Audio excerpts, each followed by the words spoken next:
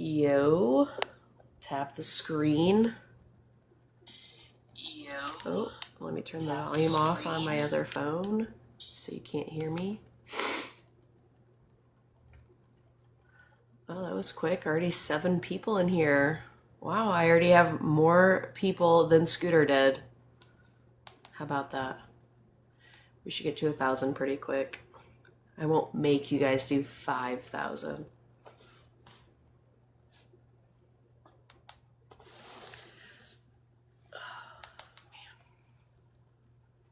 I hope everybody had a great day. It was pretty nice today.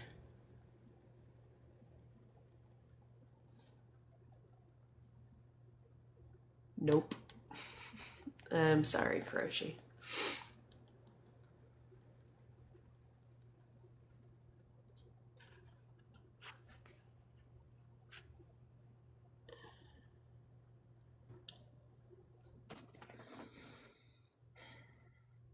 Hello? Hello, Long time no see. reporting for duty. Welcome to the night shift. It's pretty interesting at this time, so. Yeah, it is. We already got an op. That's crazy. All right, let's. Oh, where'd he go? What the I heck? accepted him. Oh, okay. Hopefully he loads in. Oh, there he is. Oh, what's up? I feel like we've talked to you before, but let me get your age. I'm 18. Yep. 18. How 18 are you? I'm 18. Yeah. Are you a Christian? I'm atheist. Okay. So how does my background, I am not a pro-life Christian, affect you? Oh, I thought you said you are a pro-life Christian. I am not a Are you pro-life atheist? Christian. No. What are you? I'm a woman. And I'm a man, but we're abortion abolitionists. So you guys are. Alright. Just take the pro-life movement and move it further to the right, but we're more consistent. Alright. I'm pro-choice, but I wouldn't enforce it on others. What does that even mean? So I'm pro-choice, but I wouldn't want to put it in the law. I wouldn't want to not put it in the law either. I'm just not concerned with it being put in the law. Yeah, like if you want to do an internal critique upon our view, you can. I don't know if you know what an abortion abolitionist is, but the intent of the live is to proclaim the glory of God and the gospel and show why Christians should not be pro-life today. Do you have a secular way to argue for it, or do I have to debate God? There's no such thing as a secular way to argue for what is true. Well, that's a different debate. Do you have a way to argue it without it being based in God, or no? No, we don't. So would we have to debate God to get to the bottom of this, or you guys just want to analyze my view? I mean, we can debate God, sure. So why do you believe in God? Yeah, because God is a necessary condition for truth, knowledge, and intelligibility. God exists, so therefore he's necessary for truth, knowledge, and intelligibility. Wait, did you say God exists, so therefore he's necessary for that? Yeah, it's just a basic monad's argument. If God exists, then he's a necessary condition for truth, knowledge, and intelligibility. God exists, so therefore he is necessary for truth, knowledge, and intelligibility. So how do you know God exists?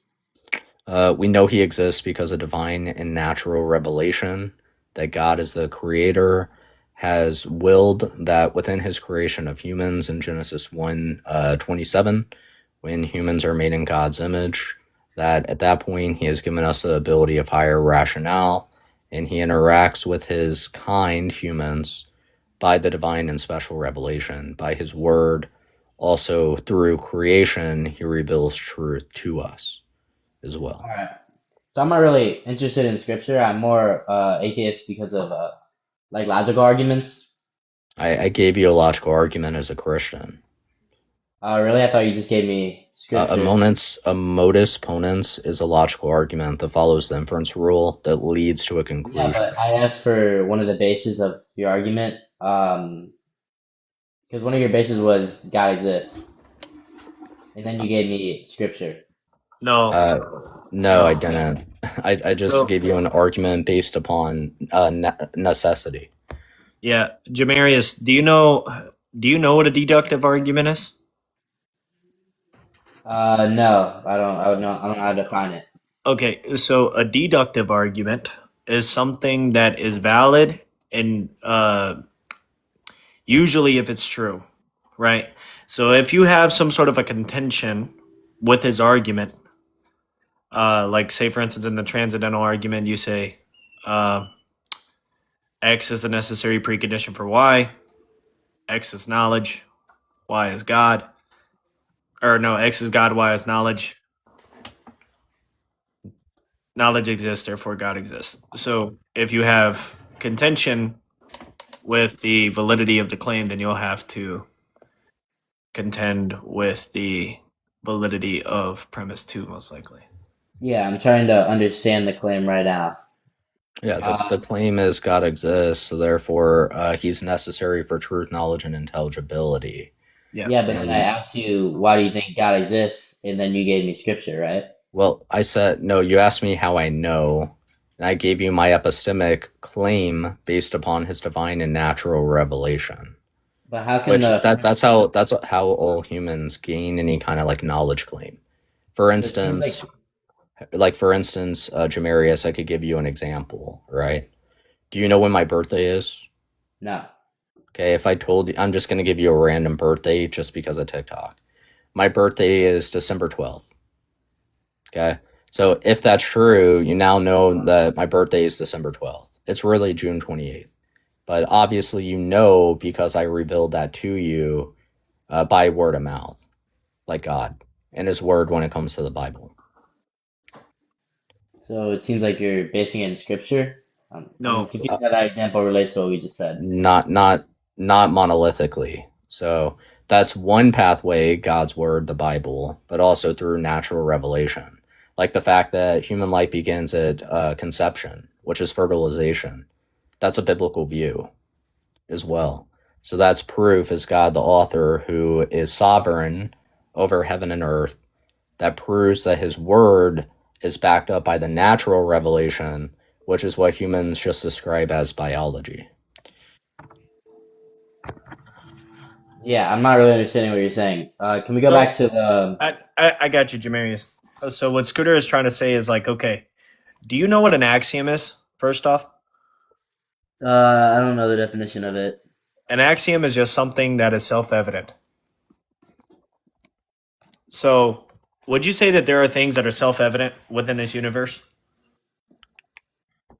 To like people. Yeah. Oh, I mean, just like things like, okay, let's say, would you say a tree would exist without a human mind to interpret it, for instance? I'm not sure. I'd say yes. Right. So that would be an axiom. That's something that is analytically true. So, um, which that might be a little bit of an equivocation there, but you hopefully you get where I'm going with this. So, what Scooter is trying to tell you is that you have these things called formal axioms, which are things that can be usually tangibly demonstrated, right? Like numerical value, science, things of this nature. Yep. But behind every formal axiom, there is an epistemic axiom, things that we cannot exactly justify, but we know that they're true based off of the systems that derive from that epistemology. And all epistemology is like the study of knowledge, right? Like how we know what we know. Yeah. Obviously, it's impossible to know all things. Therefore, everybody at some point in time falls into this particular point in time to where they have to have faith in something that they believe is true, we would say this is God. Why? I just told you why. Why would you say that that's God?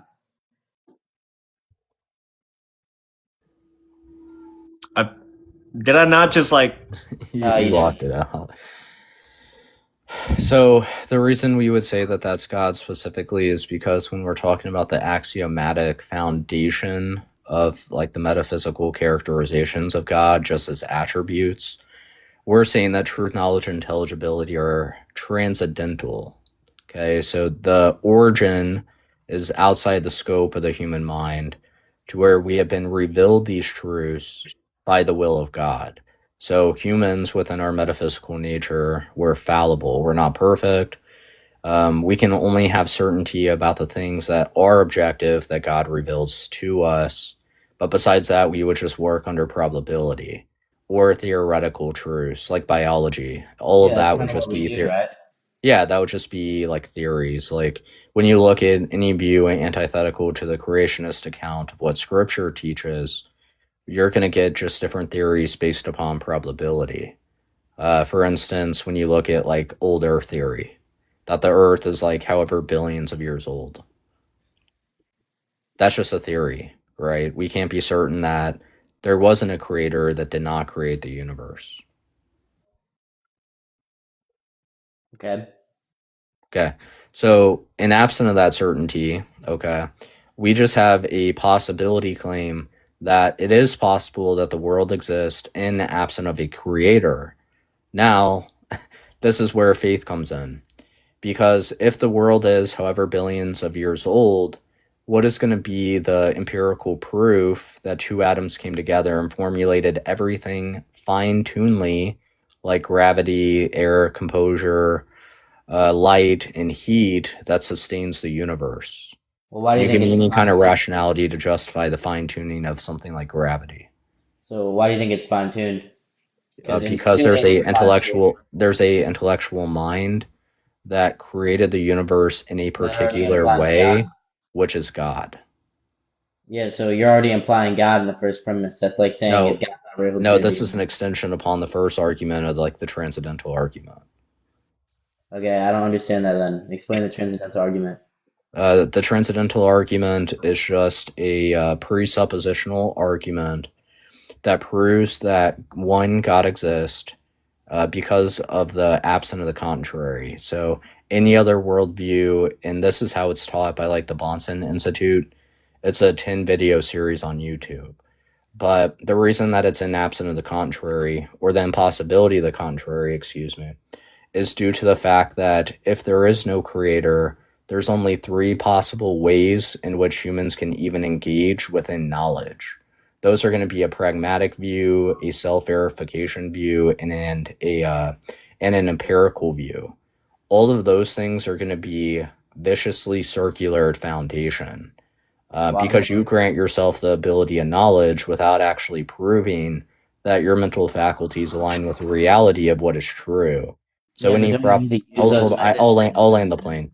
But any propositional statement you make is going to be self-verification, and I have no reason to accept why it ought to follow like your normative ethical framework around abortion. Yeah, so I think that's circular because you would need to use those three things to know that God exists in the first Yeah, you place. need an argument. That's the thing at question. That's what I was just saying, that all three of those categories, self-verification, empiricism, and pragmatism, all follow under viciously circular argumentation. So you rely upon a epistemic foundation that ultimately you have no grounding for. You have no proof that you can show us that your mental faculties align with reality. Oh, Scooter. Well, you could say the same thing about believing in God. Why could you not? No, Jamarius. I know a way that we can settle this just real quick, right? So I could take his argument and I could put it into a form of questioning if you'd rather. Okay. Sure. Is God necessary for truth, morals, and intelligibility? No. If God existed, would he be? Um, I don't know. Probably. Probably. That's either an affirmation or a negation, brother. I can't not know something. If you so, what that tells me, bro, is that it's not. If you're not willing to say yes or no, the reason why that I'm asking you this is because depending on how you answer this question depends on whether or not anything that me or even Scooter, more importantly, has said to you is of anything of value. If you're saying I don't know, then what you're saying is that there's a deeper issue. It's not a matter of evidence. It's not a matter of proof. It's a matter of you accepting God, regardless if he existed or not. No, it's not accepting. It's me not understanding the point. What? Yeah, yeah. The point is that if God was standing in front of you in all of his glory and his omnipotent power, would you follow him? You say, I don't know. That should be a clear cut and dry answer. What? No, I just didn't understand the wording of the question. You said like necessary and something. If God existed, would he be necessary for truth, morals, and intelligibility? You say no. How can that be any more clear? I didn't say no. I said you don't know. Oh, I don't know. Yeah, I'm not sure. I'm not sure of the wording of the question. You said How can it be any more clear? I don't even remember what you said. It was like necessary for If God morality. existed, focus on that part. If God existed, would he be necessary for truth, morals, and intelligibility? Well, if God existed, would he just be necessary for everything? So yes. Now it's yes. How do I know you're being genuine when just a second ago you said I don't know? And I know for a fact that like I asked it pretty straightforward. Because I can think through things and come to conclusions. That's a non sequitur. How's Like that non sequitur? because it's not answering the question. It does answer the question. I explained the process I used to get to the what? Yeah, I think Scooter, maybe, I mean, I don't know if you want to continue with this, but it seems like I think there's a deeper issue. I don't think it has anything to do with evidence or proof. Why? I don't think you understand what's going on. I just didn't understand the wording of the question, and I was clarifying. Yeah. So when we're saying that God is a necessary condition, I could give a reduction upon that. We're saying that he's needed in order for the causation of these things. So no God, no truth, knowledge, and intelligibility. If God existed, he created If I everything. had to break it down in like a first grade level, like there's no human babies without other humans. Yeah. So Yeah. Humans are needed for the reproduction of other humans. Yeah, if God, existed, he truth, created morals, knowledge. If no God, no truth, no morals, no knowledge. everything. Yeah, I would assume so because God created everything if he existed. Right. So then it would be a yes. That would be an affirmation. Yeah, I know. That's what I just Okay. said. Right. So you cannot be certain, okay, with 100% certainty that God does not exist, correct? So it is possible God exists. You would just be agnostic. Yeah, not 100%. Yeah. Yeah. So when we're talking about the moral domain, when we're talking about propositions in favor of things like abortion, the category in which God speaks of abortion is that of sin. That's 1 John 3:4. So sin is just lawlessness in accordance to God's law. He also views abortion to be murder. And you can even be a little bit more specific with the category of child sacrifice. So God tells us in Genesis 9:6 that if someone sheds the blood of man, by man their blood shall be shed. He tells us in Leviticus 20:1-5 that any person or sojourner who sacrifices their child to Molech shall surely be put to death. That's no exception. He also tells us in Numbers 35 specifically that when someone commits the act of murder, that the human blood that is shed, their blood pollutes the land, and the only way to purify the land is that of instilling a capital punishment offense. So I'm just giving you this example because if you're saying it is possible that God exists, then it's only rational to take into account all of the possible outcomes of what is true about the act of abortion. So there'd be no reason to one, negate God's law when it comes to an abortion. That would actually be the type of thing that if he is God, he is the creator of all things, and he's the highest most judge who has the keys to hell, then yeah, I think even from the atheist paradigm, even from your view, it would be rational to at least take into the consideration of God's punishment on humanity for the act of abortion. Because the negation or the opposite of that would you would have to negate things that are possible in order to push your worldview without all the like complete information. Scooter, have you asked him like what he believes as far as morals are concerned? I just know he's an atheist and he's for abortion and he's pro-choice. Jamarius, Yeah. tell me about your moral system. Do you believe morals are subjective, meaning that they're mind dependent, or do you believe that they're independent? I think they're very likely subjective. Okay, so what Scooter's trying to say here is that if it is a case that you don't believe that God exists, then you're going to have to give us the argument for you being the moral arbiter of this world. What's a moral arbiter mean? Yeah, that means why we should why we should adopt your worldview on your intuitions on what you think should be prescribed to society. No, you can have morals and not want to put them on other people. You can just live by your own law, pretty much. That would Right. that would lead to moral nihilism. Right. So you're just saying that your morals have no obligation explanation. So Yeah, I within don't your believe that. worldview, you grant the host, me, consecrated and mermaid, the ability to just say you're really stupid, and I'm saying this respectfully, that you're really stupid. We have no reason to follow what you say. Or I'll even go deeper, Yeah, Jamarius. you already do have that. Well, no. So it actually goes deeper than that too. If you think about it, technically, if that's the route you're going down, then we could just say, why are we even having this conversation? Like, what's the value in it? I enjoy it. So That's it's just it. for It's just funsies? impulse. I don't know if I would call it impulse, but I enjoy it. What would Look, you define Jamarius, impulse do you to be? not see the problem if there's a man about to grape a woman and you just report your mental faculty to them and they don't have any obligation to follow what Jamarius says?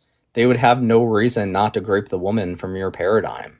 You have no obligation authority within your worldview. Well, You yeah. just grant people the ability to say, no, we don't have to listen to what you say. We can go and have our own morals. Like, if a man was about to grape a woman and you shout no, you have no explanation why they ought not grape the woman Of with course I some do. kind of obligation authority. But does it matter? Because like you literally just conceded to the notion of this No, conversation not having any value.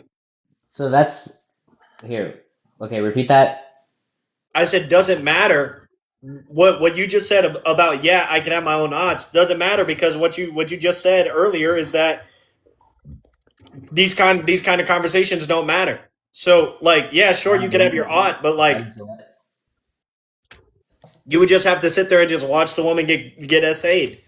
Like No, that's okay, stupid. Obviously not. I act on how I feel. If I don't like it, I'm gonna try and stop it. I'll do what I can to stop it. Obviously, yeah, bad people but bad that's a things. I'm not contradiction. part of that.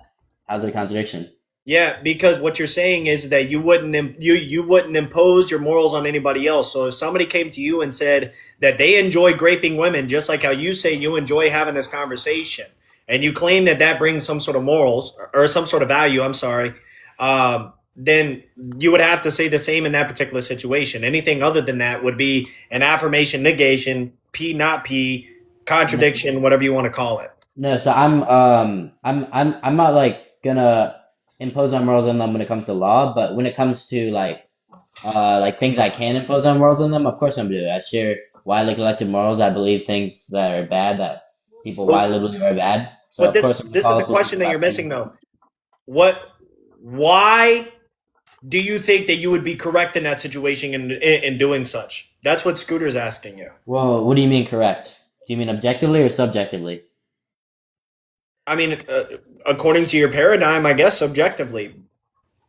Correct there just means justification for the Right. view.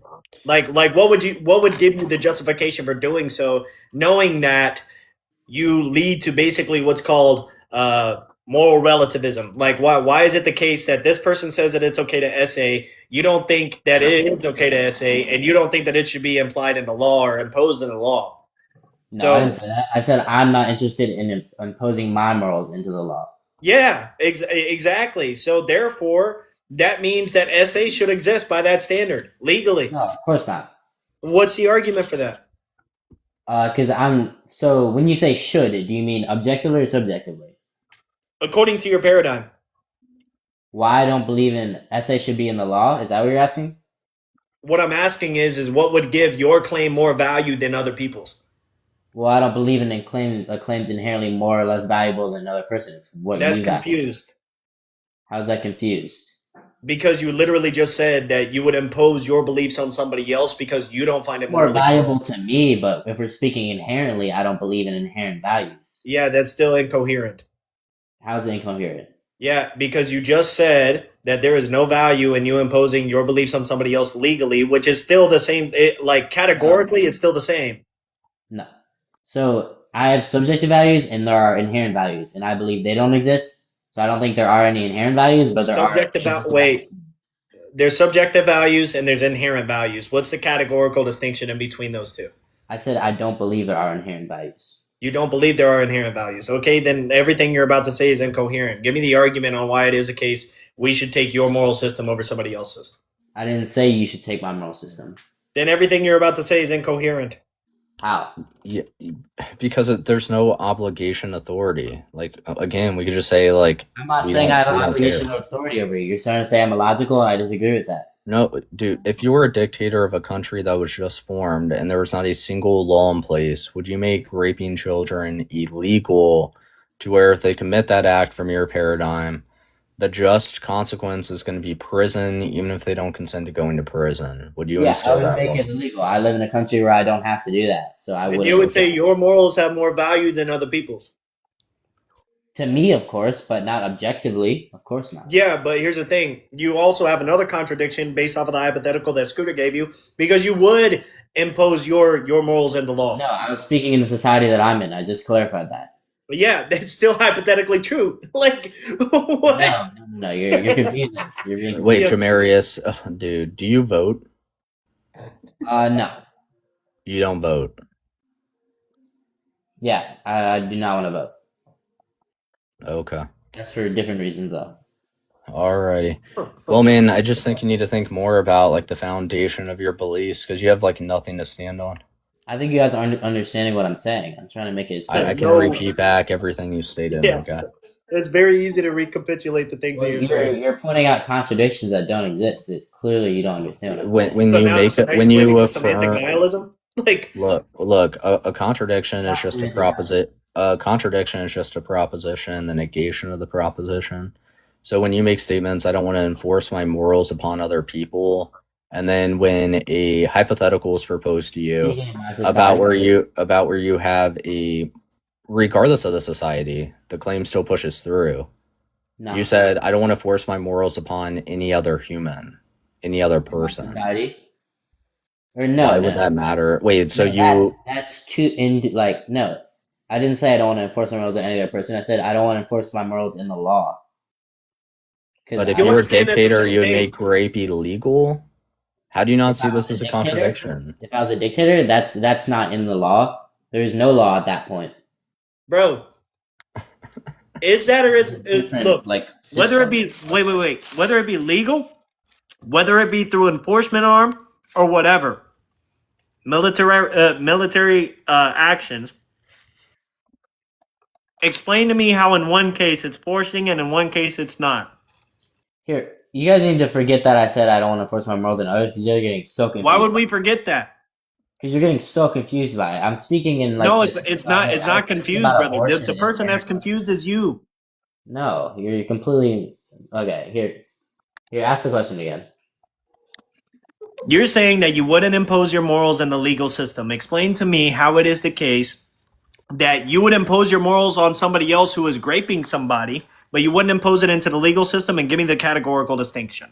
Yeah, because I believe the legal system's already relatively just and voting doesn't have a large impact. Well, if someone's getting assaulted, then I have a large impact. I can say That doesn't answer the question at all. How is it the case that one is forcing and one is not? Here, when I vote, what are you talking about? I told you that I'm not forcing anyone in the first scenario. I know. You said that you wouldn't impose your morals legally. But however, when Scooter gave you the hypothetical of you see somebody across the street about to essay a woman, you said you would impose your morals on that person. Yeah. One, you're forcing them. One, it's not. I'm trying to get you to explain to me how it is the case that one is different from the other. Because I can have an impact and save the woman. You can have an impact when you vote. Yeah, but it's very small, so it's not worth it to me. You don't It's so understand that? look, Jamarius, a man's about to grape a woman. You stop the grape, but you had to harm him. Like you had to like knock him out, throw Yeah. him on the ground. Would you want the government to criminalize you for harming the man that was about to grape, or would you want the government to enforce your right to protect life, liberty, and property in our current society Yeah, the and second one, and obviously. and That's what I defend was your thinking about protection? You want the abortion and government to everything. protect you in that case if you had to do that, or to criminalize you and throw you in prison for doing that? Yeah, obviously protect me. You misunderstood the example. It was Well, in then America, that's even more of a contradiction So if because the then government penalized me, you're then that would not be in enforcing America. because you're enforcing one your morals upon someone physically, and then you're wanting a government institution to back you behind that action that you make, which is that literally the government It's hand not like playing a role within the action that you had to do to the rapist. Like this is a direct contradiction. I do not see the contradiction whatsoever. It's clearly different. You're just misconstruing what I said. Just because you don't see a contradiction doesn't mean that you don't have a contradiction. Yeah, obviously I know that. I don't think there's a contradiction. Yeah, we grant that you think that. That's okay. I don't know what to tell you. It's a I don't know what I'm penalty. missing. There's The laws of clearly not a logic are like contradiction. consistent. It doesn't change Not- because you of your can- feelings. You I don't know what to clearly tell you. misunderstood what I said. No, that you're just shrilling arbitrary distinctions without substance. Like when you say that I don't want to force other people in my society by laws, but other societies I'm okay with doing it. Principally, the action is the thing in question. So it doesn't matter. You're just willing to force your morals upon other people if the context is there. That's the only thing we have to prove for the contradiction. Exactly, that's what Yo. I'm saying. Hey, you want to know what's crazy about that too, Jamarius? Is that you're going to impose your morals on other people with no justification at all. I do have justification. It's my feelings. It's subjective morality. Oh my god. Oh my gosh. Hey, What am I missing? Jamarius, I Get might this dude actually outta here, shave bro. my head. Oh my god, dude. Actually, I might have to Jamarius, leave. if you're a dictator, I want you to ban Red Wing blankets from farmers Oh my with your gosh. feelings. I'm All calling feelings. cops. My feelings, bro. I've All never heard feelings. anybody say my preferences like that, bro. Oh Yes. my god. I'm actually Team Jamarius. Use your feelings and ban these Red Wing blankets from farmers. Oh my god. Hey, Dude, Scooter, somebody clip this. Scooter, Jamarius, you know don't how have to- long? Oh my gosh, You dude. know how I long want- I've had this? Probably a while. Like Let 30 me years. guess. 20. I was gonna say 2008. I was gonna hit that Did you say 30 years? Yeah, I've had this blanket since I was a Do kid. you not know what emoticon is? Bro, do you not know what a deductive syllogism is, dog? Like, I'll grant the Red Wings have Dylan Larkin. I like the captain. And Chariot. I like both of those. But that's it. he said my feelings, bro. I can't. Oh. I was contemplating to just like go and grab the buzzers and like shave my head off. No! Don't do it, Brittany. Don't do it. I would do it. I love tag Oh, teaming with no. Scooter, by the way. That was a really, really good conversation. It wasn't a good conversation for him. Stupid conversation. It wasn't a good conversation for Jamarius. Poor Jamarius. I would love the AI overview would be so fire. Chicken farmer Christian shaving head while debating atheist. Oh my goodness.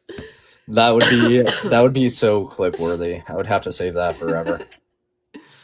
Jamarius, how did you think it was informative and what was it based off of? Your feelings? Everything you say is self-refuting the second that you just base it off of your own feelings. I'll grant Jamarius, you're very respectful. You just don't have a lot of substance behind the stuff you say. For sure. W Scooter in the chat, yo. But I thought it was a decent combo. There's somebody in the requests. I don't know who that is. Oh, yo, that's a nice profile picture, bro. Thanks. What's your age? How old are you? Oh, go ahead. Uh, Good. 27. All right, what you got to say about the prompt? I mean, I guess like I guess in the same way if someone says if someone says like I'm not a Muslim who reads the Quran, that's like, okay, you're not a Muslim, right? The same way you're not a Christian, right? Or pro-life, right? You're not a pro-life Christian because you're not a Christian, right? Just like, you know, if someone's not a Muslim who you know what I'm saying? Is that what you mean? Like, I'm confused. No, so that's What? not what we mean, man. No. What do you mean by like I'm not a pro-life Christian? So Yeah, so pro-life Christian is that's a Christian. You're not a Christian. yeah, Wait. so we're abortion abolitionists, so we're gospel centered, aligned providentially through the church, engaged biblically, and sought immediate without compromise. So the reason that we're not pro-life is because they're not gospel centered. They're not all of the 5 things that I just listed. And also, when they in legislation create bills, they're creating unequal weight and measure, which in Isaiah 10, God warns about people who writes iniquitous decrees, bills of unequal weight and Oh, you measure. left. So we're just abortion abolitionists. We disagree with pro-life, but that answers your question. So Yo, what's up, KD, guys? how old are you? I'm 20. Are you a Christian? No, I'm Muslim. I'm just curious because I've never seen this as a background from a Christian live. So if it's alright, if I can Oh. ask a couple of questions, if that's alright with you guys. Sure. Yeah. Yeah, so ask obviously, away. so you guys obviously are like open to like abortion. I'm just curious, at what point No, would you? no. Hold up. You're not open to abortion? No. I thought I just heard that from the No. other guy. We're Reinstate your we're position. an abolitionist, so that means that we want to criminalize abortions. We want Oh, to you want to criminalize criminalize it? women and Oh, okay. co-conspirators with abortions. Yeah. Oh, okay. Maybe I misheard what you guys were saying. Okay, so you're against abortion then, correct? 100%. And Yeah, you would but say, we're not. yeah, go ahead. We're not pro-life. Yeah, we're not pro-life. So we're different than pro-life. Abolitionists are Christians, and we seek to establish equal human rights and equal justice under the law, and not try to indefinitely regulate or take baby steps to end abortion. Interesting. So you obviously, so would you say in every case you're against abortion, Yes. Yeah, every case. including like the graphic one examples that people would often give regarding like if your daughter was raped, would you Yeah, like? Doesn't rape. matter. Yep. Doesn't matter. Interesting. No. Yeah, no murder. No murder just because something bad happened. So would you say like unaliving your child is equal to like murder under your belief? Like Yes, meaning this like is murder. Mhm. so then Yeah, so there's and would you there's say sorry, go killing. ahead. There's the umbrella of killing, and then there's murder as a type of killing, and then abortion is a type of murder that murders preborn children. So abortion murders preborn So children. you would say like unaliving your child would be evil under your belief, or am I wrong in saying that? Yeah. So was the father evil under your belief for unaliving his son? Oh, is your next question, do I serve 3 gods? No. So can you answer my Okay. question now? Was the father Bro, He evil for wasn't unaliving his evil. son? Oh, so now you're special. No, Now you're special pleading. So you said in I'm every not case, special pleading you just because I'm said in not. every you said in every That's case creator unaliving. creature distinction. That's creator creature So you're special. distinction. So yeah, so that's special pleading. You're saying in every I'm case not. it's I'm not evil, but when special it comes to pleading. God, it's not No, evil. Correct? can you just repeat back to me what I just said to you? Yeah. So now you're simply saying, oh well, it's creation distinction. That's what you're trying to, and that's just a Yeah. cope So because you said earlier in it's every not a case. cope. Yeah. Can I finish? Thank you very much. So you In said it every before. And case, a again, yeah. human So now, being oh no, you ought didn't say not that murder earlier. their So that's what I'm child. saying. You're special pleading. You're saying when it comes to the father Special pleading. unaliving his son, it's okay. I mean, I'm actually curious. Would you say the father unalived his son, or would you say the son unalived himself? Jesus Christ laid his life down So willingly for so the he sins committed of this suicide. earth. Oh my goodness. Can you answer the question, madam? Katie, do you He didn't think that we commit believe in suicide. penal substitutionary atonement? I didn't say that. You did. I'm simply asking you the question. Did he commit No, suicide? Katie, Can tell you you answer what. my That's question now? So notice how none of you will actually answer no, straight no, no. questions. We'll You get just to like it. Wait, giggling here's for some the reason. problem Somebody's with saying Wait, I'm having a hold on. seizure. It's not Katie. me having the seizures. Yeah, All right, look. wait, hold You're on. not gonna come up I here want and steamroll. Yeah, these guys are like low T, bro. Go ahead. No, Ask Katie. your question. Here's the thing, right? I'm Hold trying to on. grant you a respectful conversation, but the problem is Yeah, but you're not that answering questions. no, though, so- Katie, stop. Stop. Ask me the same. Ask me Yo, the why same are line you of Americans questioning. so like zesty? Bro? Go Katie, ahead. you got one more time to interrupt, and you're getting dropped. Oh my days, bro. These Americans. Wait, bro. Go don't ahead. drop him Yeah, yet. don't drop me, bro. him. Don't run. Go ahead. Speak. Ask me the line of questioning that you were asking, host.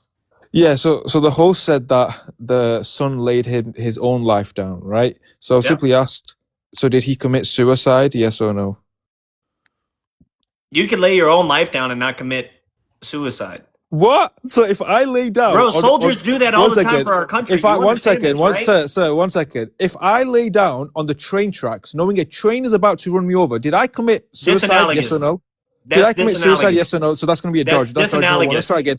Would that be suicide? That's Yes or no? disanalogous. You just want me said- to, wait, Yeah, you want me to guys, give you an analogous? You want me No, to I'm give asking you a you. one-to-one I'm asking- analogy? I'm asking you. Katie, if can I give you a one-to-one Can you analogy? answer my question? Can I give you a laid one-to-one my- analogy? Can you answer my Can I question? give you a one-to-one If I- analogy? If I laid my Can I give body you a down one-to-one on the analogy? against you're panicking mode. Jack, This is like the Jezebel Jack, can I spirit give him a inside one-to-one of you analogy? manifesting. Relax. As Can I Christ give said, him a "Get one-to-one behind me, analogy, yes or Satan." no? Hey, buddy, get behind me, Satan. The Jezebel inside you is can I- losing it. The Jezebel's in. No Relax. way. Get- Let me hey, ask you hey, this, man, Katie. get behind me, Satan. Can you answer Katie. my question? But can you answer my question? Let me Can give you you answer the my analogy question? first. Let me Answer give my you the question. No, analogy don't first. change my question. Answer I'm my not question, changing your sir. question. I'm Right, so giving you answer my something question that then. is going to. If all I right, look. laid on the Look, your See, I'm question being is muted. incoherent. This is the problem. Look, question's bro, incoherent. I'm about to get super rhetorical. You guys are zesty. I'm bro. about You guys are look, low bro. tier, This is You the issue with Americans. Muslims. Muslims collectively have an IQ of 45. And you worship Listen, a mansa with Katie, a penis. What do you want me to do about it? the Don't cry to issue me about it. is You that worship a Wait, man with a wasn't penis. Muhammad You're getting upset gay? at me. You're getting upset at me. Don't get So somebody even said the on this host is dude's laughing mute at button you. so Yo, that way I bro, could give him the the host is, analogy. So yo, the real host is quick, laughing at you, bro. the You're laughing, bro. analogy Hey, I is just feel to the analogy is a soldier signing a contract to give his life away to protect the country. If a soldier goes to battle and he loses his life, he gave his life for the country. Just like a soldier would give his life for his country, Jesus gave his life for us sinners. Do you understand this? Oh, so your God is dependent on blood to forgive? Oh, you have a dependent God? What? Yeah, How does so that you- follow? Oh, because according to Hebrews chapter 9, verse 22, Paul states that for without the shedding of blood, there is no forgiveness. So you'd agree that if Christ's blood was not shed on that cross, God would not forgive, correct? Not in the same way, no. Not in the same way. So your God is dependent on blood, and blood is something that's external to God's What? essence and How does that created. follow? Wait, so is blood external to God's essence or within That's a God's categorical error. essence? We It's a are dependent on categorical error. blood. Oh my! Wait, is No, blood Katie, created or uncreated? can I explain it to you? You're so low Can I tier, explain bro. it to you, or are you back gonna it up, keep on buddy. tweaking? Could you answer the question? Is blood Yeah, created or I'm trying to uncreated? answer the question for Yeah, you. answer the question. Is it created or uncreated? Bro, you're asking like 40 different questions, and I can't even answer the first one before you're like, in front of your sisters. Answer Katie, the question. no, all right, look. Answer the question. Look, I'm going to sit on your mute You're button getting because of the insults fact you're on a from Stanton, man. This script. is You're on a script, and you're mad Clearly because I'm because taking you I'm off laid the down in script. bed, buddy. It's like 5. Yeah, real quick. Chilling, bro. You're Hold on. low tier, bro. So You're give concussed me right Hebrews now. 9. Buddy, you're Give me concussed Hebrews right now. 9 You don't know again. where you are. Give me Hebrews 9 again. Yeah, so Hebrews chapter 9, verse 22. I'm being muted. I'm trying to recite scripture. Don't mute me. Thank you very much. Yeah, so when Paul says, "For without the shedding of blood, there is no forgiveness," this is a Okay, stop. This is I'm not finished. This is a double concoction, meaning he's cross-referencing the Old Testament and he's cross-referencing Christ in this passage, right? Yes. Beautiful. However, See wait, how I can. hold Wait, can on, I finish? Katie. See how I can Oh my gosh, reconcile it dude. perfectly. I've I not swear. finished though. Why are you afraid of Can I scripture, give you, Katie? Can I I'm give being you the muted. categorical error that you are committing? Yes or no? sir? Yeah, so bad, bro. Katie, can I give Still you the haven't answered if categorical blood is error? created or Yes or no? uncreated. You still haven't answered my question. Can I by give the you way. the categorical error? Yeah, Yes after or you no? answer, after you Can I answer, give you blood the is created or categorical uncreated. error? Yeah, Yes sure, or no? After you answer my question, yeah. Can I after give you the answer my question. categorical error? So Yes or he's- no? See the And why your manifestation question again. is Get behind me, incoherent? Satan. Can Hey, I man, give you get the behind me, categorical Satan. error? Yes or no? Jesus said, "Get behind me, Satan." Yes or no? Can I give you the categorical error? Yeah, after you answer my question, yeah. I'm not going to answer your question because as of right now, your question is incoherent. Why are you not going to answer my question, buddy? Your question is incoherent. Everybody, why are you not going to answer? Your question My is incoherent. incoherent. So me asking if blood is created or uncreated is incoherent? KD, oh my that God. question is incoherent. That's and I will explain to you why. So he can't I will answer explain that. to you why. Yo, I'm getting... Because of the fact that you are saying... You are the saying... host are getting second-hand embarrassment. KD, This is a, oh my God, dude. Hey, you got one more time to interrupt and you're going to get dropped. Lord's late.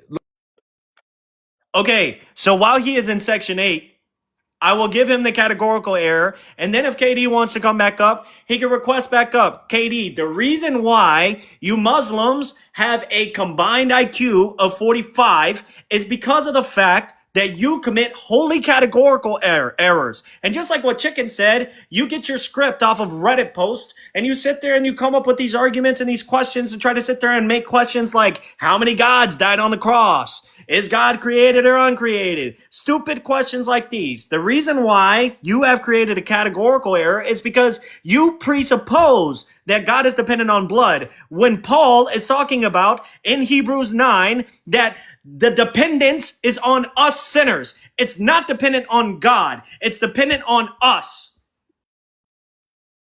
God needs nothing from his creation. Yeah. KD, you might want to do some research because you're just very confused. So you don't even know why Chicken was saying that there was a distinction upon the creator creation. So it's not special pleading if there's a distinction upon categories. You're just conflating the categories. That's the problem. So special pleading, it has to be all else equal, one category that's being inconsistent when the same category is at hand. So you're just very confused. And you did the common Muslim debate. Like every single Muslim I see debate acts like that. So yeah, let me just spam 40 questions at you and then wonder why you're not answering the 40th one whenever you asked question 1 2 minutes ago. Didn't even let me answer question 1. You just went all through your script. Yeah. Like Jesus. Come on, man. Lord, give me patience, because if you give me strength, I'm going to need bail money. Let's try this again. Not the patience. Oh no. All right. So like, can you answer that? Is blood created or uncreated, sir? I just want to know if blood is created or uncreated. Can you answer the question? Can you give me clarification on why that matters? Oh my God! Can you see how he can't answer any questions, and then I'm He's the one asking the relevancy to the question. There is no. Okay, it's very simple. Okay, perfect. Let me lay out to you. Sure. If blood is created, then your God depends on something that's created in order to forgive mankind. How does because that follow? You believe that. Could I finish? Because you believe that the crucifixion was necessary. Correct? Wait, hold on, No. KD. Can you see how you can't answer? Hold on, look at his face. He looks stomach right now. He's completely I literally away. just said no. Bless his cotton socks. KD, Bless his cotton heart and stomach. Even the host is laughing at you. Dude, just Can you answer the question? Relax. I just said Is the no. crucifixion Bro, necessary? she's laughing No. at you. Wait, the crucifixion isn't necessary? No. Wait. Wow. We've got Christians now saying that the crucifixion on, isn't KD. necessary. It's Wow. sufficient. No, is it necessary? It's sufficient. Is it necessary? It's sufficient. That would see how you're dodging. So that's going to be dodge number 1. Let's try this again. Is the If crucifixion it's not necessary, then what is it? I'm asking you, is the crucifixion necessary? Yes or no? No, it's sufficient. Wow. So you're saying Christ didn't have to die for our sins, correct? Correct. Oh my God. Yo. How is that absurd? There is no way. Give me the absurdity. So you've rejected. Wait, what denomination are you, by the way? Give me Let the ask you that. absurdity. What denomination are you, by the way? I'm Christian, and every other Christian would agree with me. No. What denomination are you? We've got I'm Christians in non-denominational. Doesn't matter. 2026 saying Christ didn't have to die for our sins and we could have He still been didn't. saved. He didn't. So wait, could you still have been saved if Christ didn't die for your sins? Sure, through God's mercy. Wow! Oh my God! So all of this is just made up. That it doesn't matter. Christ coming What? down is completely unnecessary. It You've doesn't just matter to conceded. God. You've just thrown Christianity KD, under the bus. Oh my KD, God! All right, look. Oh. Give me the absurdity I or can't drop believe back. I've just heard this from a Christian. Give A me the Christian absurdity. Affirming, Give a me the Christian absurdity. affirming Christ didn't have Give to me the die for our absurdity. sins, and it would be. Yeah, you've just thrown all, buddy. This is Give me the news to argument me. that I just threw away. Hey, buddy. Hold on, Katie, stop. Give me the proud that you argument. Katie, apostated. shut up. Hey, I'm proud you just apostated, buddy. You just apostated How? from Christianity. How? Because you've rejected what Paul said. How? Paul said, for without the shedding of blood, there's no forgiveness. But you're saying to me, can I give you wait, the categorical you could error? still get forgiveness even without blood. Wow. He's just Yeah. apostated. All right. So since he's just going to obfuscate and he just loves to hear himself talk. Yeah. So I'm going to give this to you again. And then if you want to come back up, you can. Christ's crucifixion was sufficient. It was not necessary. If you say that it's necessary, then that means God is dependent on his creation. That is your God. Your God is your God is actualized with his creation. It says so. Every single denomination of Christianity, except for maybe, I don't know, Jehovah's Witness, who don't affirm the divinity of Christ, they would all say that Christ's crucifixion was sufficient, not necessary.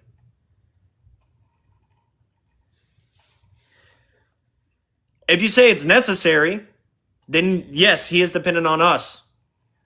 It was necessary for us, but not him. Again, that's another categorical error. Yeah, the crucifixion isn't necessary. Clip me. Watch how many people come at you in the comments. Chicken, you agree?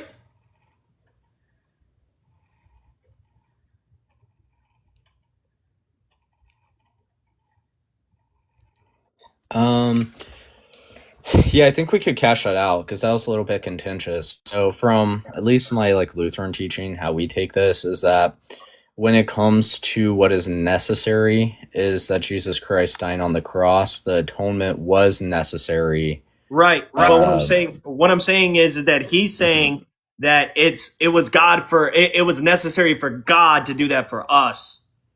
That's what he's saying. That's what I was about to say. So the atonement was necessary for sin, for humanity. You are correct that it is taught as sufficient for humanity. Exactly. So you're right on that. I just didn't know if you wanted to create that distinction. But obviously he was just not listening the whole time. So yeah. Obviously, God doesn't need anything from us. It wasn't necessary for him to take his life for us. He wanted to do that. That makes it sufficient. Yep, I agree. The humanity element, I've always been taught that that's sufficient, and then the atonement for sin is the necessary component. Correct. That's why it's a categorical error. Right. Yeah. Why? Honestly, like, I'm not like every single Muslim I've seen interact like acts like that. Like I don't know why they do that. Yep.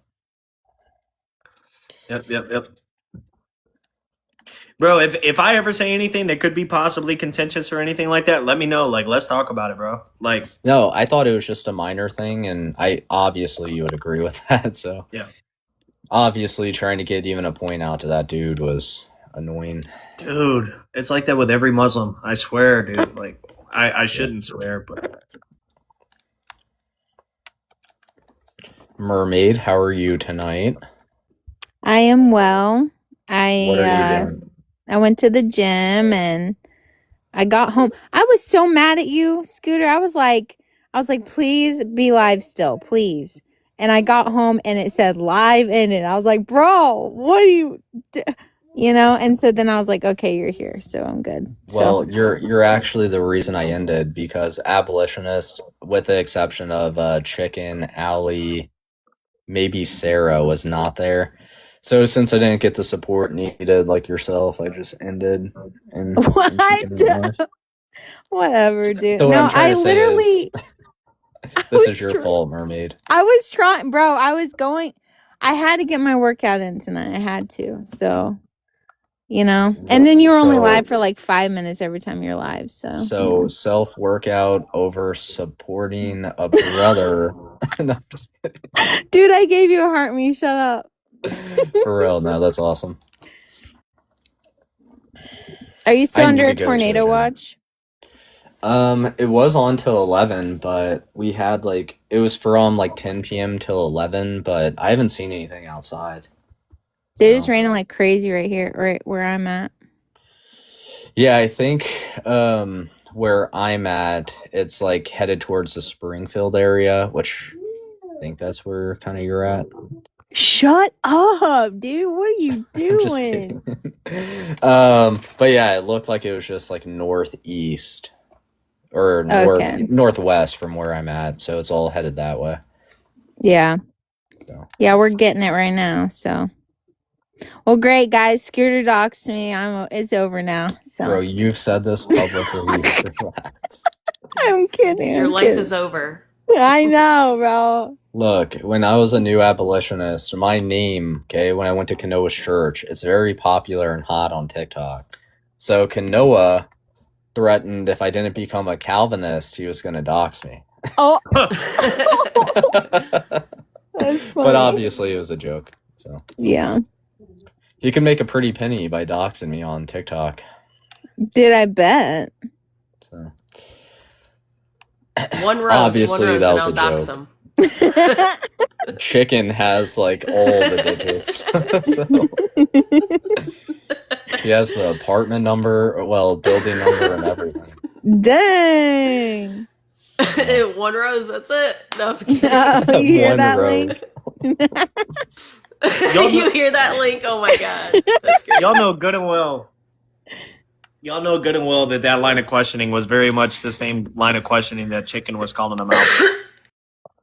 Chicken was correct on implementing the distinction when he called special pleading. He's just very confused. Yeah. How many gods died on the cross? Well, under certain semantics, you could say none. In a sense, one died, but technically none. Yeah. Because he That's rose what I again. was thinking. When he said suicide, it's like, dude, he's alive. Right. Like under certain dude, I wanted semantics, to reach through the phone at that point. Like when bro, he said that. Seriously. Hit him with the St. Nicholas real quick.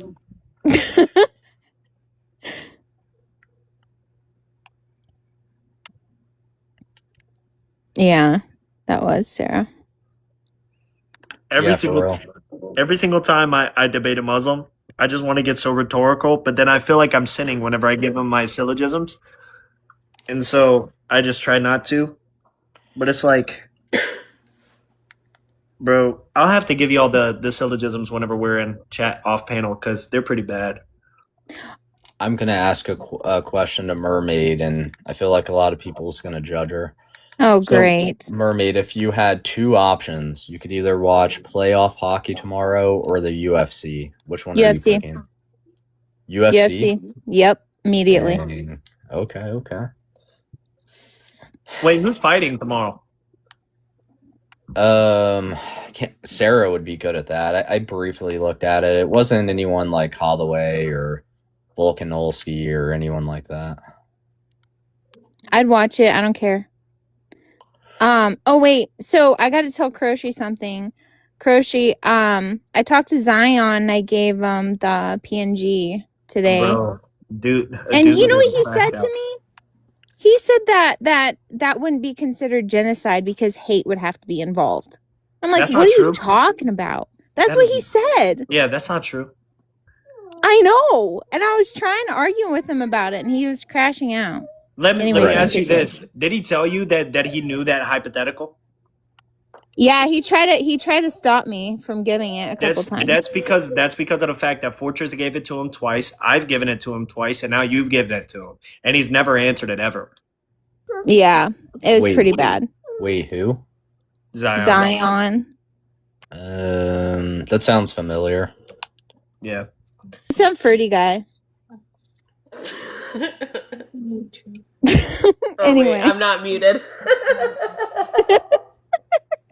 Sorry. Oh, What's up, Link? Yo. Link, imagine you're a Muslim who gets cooked so bad that he doesn't even know he got cooked. I do everything I can to not think of myself anywhere close to being a Muslim. So W.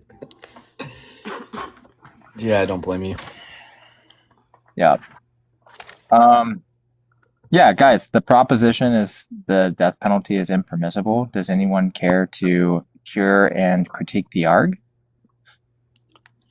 The death penalty is impermissible. Are we going to put a time relative into it? Like ever like permissible or today impermissible? No, you're fine. I don't know if I would. I don't know if I would put a time constraint on it in that way. Maybe you could put some time constraint on it in some way, but I don't know if I'd put it in that way. Okay. So I guess if you want to just like lay out your position on the death penalty being impermissible. Absolutely, would love to. So the argument concludes that the death penalty is impermissible in a second order or derivative sense, not a first ordered sense. Okay. So the argument just goes, it's demonstrated to be epistemically live as an uncertainty or a possibility that some persons sentenced to death are not morally liable for execution. That'd be P1. If that possibility is true, then enforcing the death penalty constitutes an act that kills innocent persons or people not liable for death, which would be classified as a catastrophic moral wrong. If that possibility is false, then refraining from the death penalty or enforcing the death penalty imposes very serious but non-catastrophic costs. Catastrophic wrongs carry greater moral weight than non-catastrophic costs. So under action type uncertainty with asymmetrical stakes, we have an obligation to avoid performing or intentionally bringing about acts that carry a live possibility of being harm-inducing catastrophic moral wrongs. Therefore, you can't practically implement the death penalty. Okay. Do you have a way of typing that out and like taking a screenshot and then pulling it up on your screen? I don't know if I could format it right. Like we could just be very charitable, just a visual of the argument. There's a lot of premises and things here at question. Okay. I'll try to. I don't know if I'm going to get most of it on screen, but hold on. Okay. Yeah, it's just there's a lot of premises, and I want to think more about that rather than just give like a initial response. Well, are you saying that you're not prepared to critique it and you just want to review it? I don't think anyone could critique premise by premise what you just laid out with complete accuracy. There's a lot of primacy and content there that needs to be evaluated accurately. That's what I'm saying.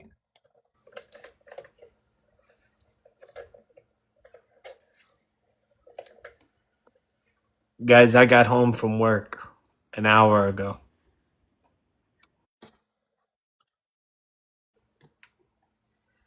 That's crazy.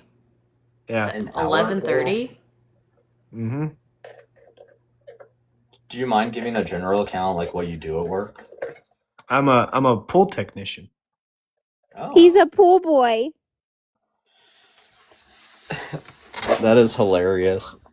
So what technician? So like working on like electrical pumps. I'm assuming there's a lot more. Do you want to break that down? Yeah, so it could be anything from it could be anything. Is that even intelligible? Why is that not like I got you, hold on. Looking weird. Okay, there you go.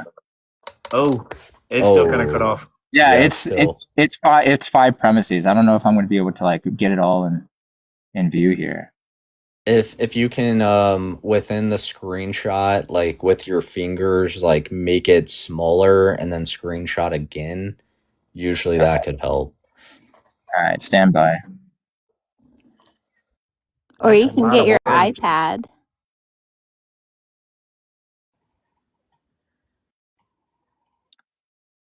I'm on a walk. I can't. Oh. Rip. You don't need to intend to destroy the whole group. It can be partial destruction as long as requires a very specific dulos specialis, special intent. The part is substantial and identifiable. So then like a mass suicide would not be considered? No, because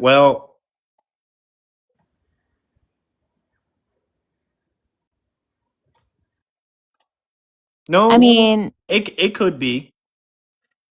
That's what I'm saying. Like, that's what I thought.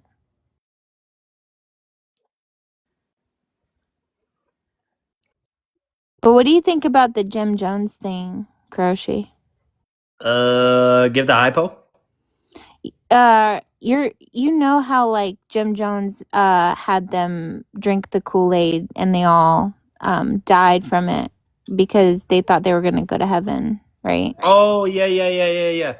Yeah. So I gave that as a counter argument. Yeah. So what are your thoughts? Just briefly before Link goes. Oh, sorry.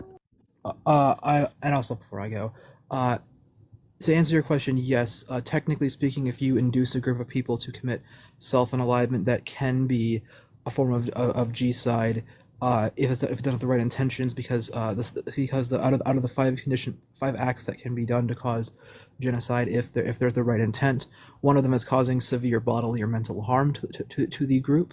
So that would also theoretically. That's G-side. Mermaid. That's G-side then. Okay, perfect. Thank you so much, what are you Jonathan. guys no problem. What are you guys specifically talking about anyway? It's a hypothetical for harm reduction. Yeah, it's Okay. It's the Papua New Guinea hypothetical. Oh yeah, that wouldn't be G side. No, under certain semantics, it could be. Sure, but if you're talking about under international law, you would lack the doulos specialis because your intent would be to stop them from harming, essaying children, and you wouldn't be trying to stop them from reproducing. That would just be an unintended stuff that you might even like try to mitigate in right. But if it causes mental harm to the children to take them off the island, then it would still fit. Not necessarily. Again, you have to have both the act and you have to have the intent. Yeah, the act is taking them off the island. The intent is to stop the essaying, but you know that by taking them off the island, that it's going to cause great mental harm. So technically, if you know that and you're still taking them off, that's a primary and secondary intent there. I would say the intent has to be to annihilate the group in whole or insubstantial and identifiable part. You can say, well, that's probably their group, assuming the claims people make about the group not being able to survive, which I believe actually aren't even true. But even if they are, for the sake of argument, that would not be. That wouldn't have the relevant intent. It would be more of like you have to actually be trying to get the group to be annihilated in whole or insubstantial and identifiable part. It can't just be a side effect of you trying to prevent children from being abused. Like let's make a different example. Let's suppose like you had some kind of society where like they could only reproduce by horrifically torturing their children. If you stop them from doing that, yeah, that'll still destroy their population. But that's not a genocide, nor is it even necessarily like morally wrong, because it's more of a collateral side effect, and you can even try, especially if you try to like mitigate the decline in other ways, if it's at all possible. It doesn't really work as an argument. It's not actually what. Well, Kroshi, let's just do the Jim Jones hypothetical then. I think that'd work better. Yeah. I mean, I'm still not 100% convinced that like. What Jonathan is saying is 100% true, because like we haven't given him the hypothetical. That's the first thing. I had someone else give it to me one time actually. Or some version of the Papua New Guinea hypothetical before. Oh, okay. Well, I think Link wanted to show us something. I don't know. Yeah, if we could pull that back up. I mean, thank you for the education, though, Jonathan. No problem.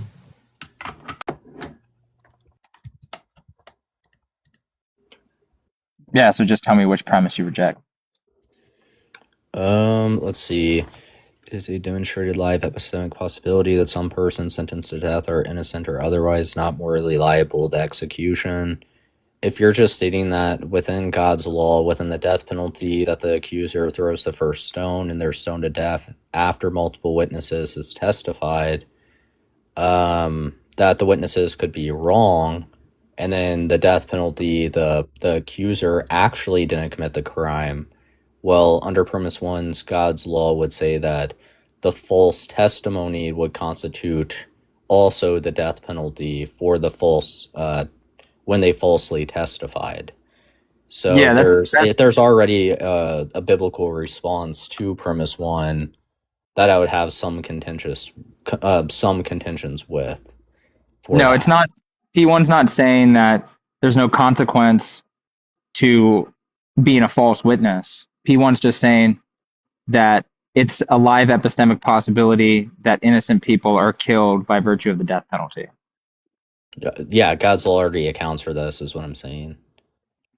Okay, so you agree with P1 then? Yeah, that it's that's a live fine. epistemic Okay, perfect. If that's Okay. possibly true, then enforcing the death penalty constitutes the intentional killing of persons not morally liable for death, a catastrophic moral wrong. Again, God's law would say that if they put someone innocent to death and the witnesses lied and gave false testimony, then there ought to be capital punishments. We can grant premise 2 as well. That's fine. And this is all, to be clear, this is all under the proposition. Do you want to lay that out very clearly, that the death penalty is impermissible? The death penalty is impermissible in a derivative sense or a second ordered sense. Yeah. What are you meaning by a derivative sense? Yeah, so a first ordered sense would say that this action in and of itself is morally wrong. That's not the argument that I'm making. The argument that I'm making is that it's derivatively wrong, meaning that under uncertainty, whether or not we're doing something justified or unjustified, we have strong reasons to refrain from things that could be unjustified, which would be something else, which would be the killing of innocent persons. So the death penalty would be impermissible because it leads to a morally wrong action. Yeah. In a derivative sense. Yeah. Okay, but also you would say the death penalty is permissible first order. What's that? Say it again. Yeah, first order without the derivative, you would say the death penalty is permissible. I'm not making any first order claims right now. Right, that's the thing in question, is for clarification. It's just not relevant to the argument. The argument is be. I want to make sure that we're agreeing the death penalty is permissible, but then we're going to disagree upon the derivative sense of what that means. It's like this argument has nothing to do with first order wrongness. It's strictly a second order. I'm not sure why we would negate that for the sake of the debate, though. Because it's not relevant. That's why. It would be relevant if we just stipulate God's standard within the moral law first order, that he already has a response to this argument by his law. But we can continue. But even so, if we granted this argument, it still follows the death penalty is going to be permissible. You're just talking about the second order reasoning or the outcome that innocent people could be put to death by witnesses who lie.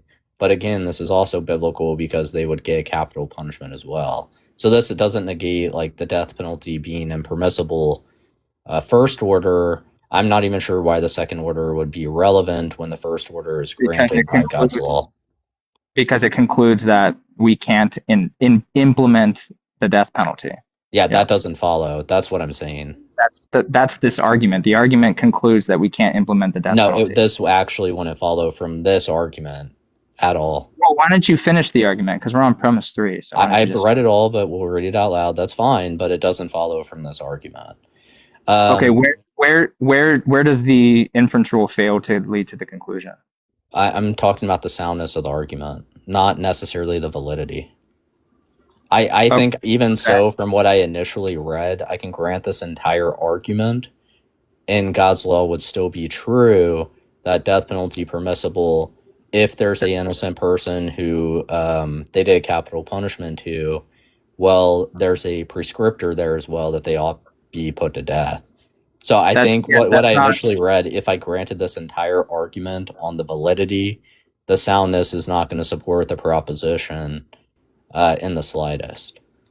Well, you're equivocating on permissible there, because I'm not talking about. I'm making no claims that this argument concludes that the death penalty in itself is morally wrong. That's not what this argument's concluding.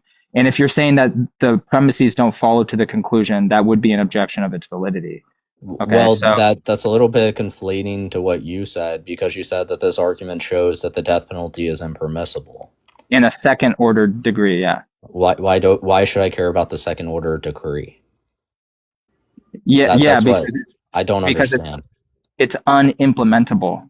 That's why. Now that's where we're saying that's a problematic. Just because the second order derivative has the outcome that innocent people could be put to death, that doesn't follow from the claim that you just made. It follows from the premises. No, the claim that you just made about the death penalty Okay, It's and how unimplementable. Yeah, given the premises and are how true. it's not implementable. That contradicts God's word. So long as the premises are true, it's practically unimplementable. Yeah. No, that doesn't follow. It follows if the premises are true because it follows rules. Not given not the premises to the conclusion, that does not follow. Okay, if the premises are true, it would follow because it follows rules of inference. There's a difference between validity and soundness. You could have a valid but unsound argument. Yep. And I said the soundness is talking about what is true. I said if the premises are true, then you conflated validity. So look, I'm just trying to be clear with you. Let's keep going. But what seems to be the case is you're negating the first order for a reason, because what I read within this argument is we could just say, sure, there's an outcome that innocent people could be put to death by implementing stoning by God's law. However, that does not negate the fact that we are commanded to instill the death penalty upon whatever society we're in by his standard. And also saying at the same time that there's consequence for innocent people who are put to death by witnesses who lie, or the accuser who lies. They deserve the same punishment. That goes into the lex talionis law. Yeah, this argument isn't like negating any of those claims. It's not taking a stance on any of those moral claims of whether it's impermissible morally speaking or permissible morally speaking, that the action of the death penalty in itself is immoral. That's not what this argument is saying, nor is it making any negations or affirmations about what the punishment is due to the false witness. That's also not what this argument is saying. You said the argument specifically. Great. Well, I am, but the thing in contention is you're sneaking in these ideas that because of this argument, the death penalty is not permissible. In a second ordered sense, yeah. Yeah.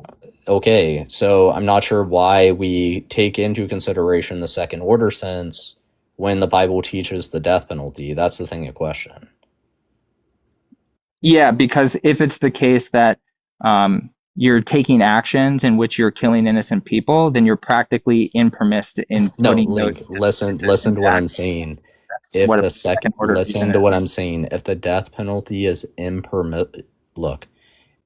if the death penalty is impermissible due to the second order, you're just saying that the capital punishment for the innocent human that did not commit any crime worthy of the death penalty, to where the accuser or the witnesses lied, then yeah, that would be an unjust capital punishment offense to where those people deserve capital punishment.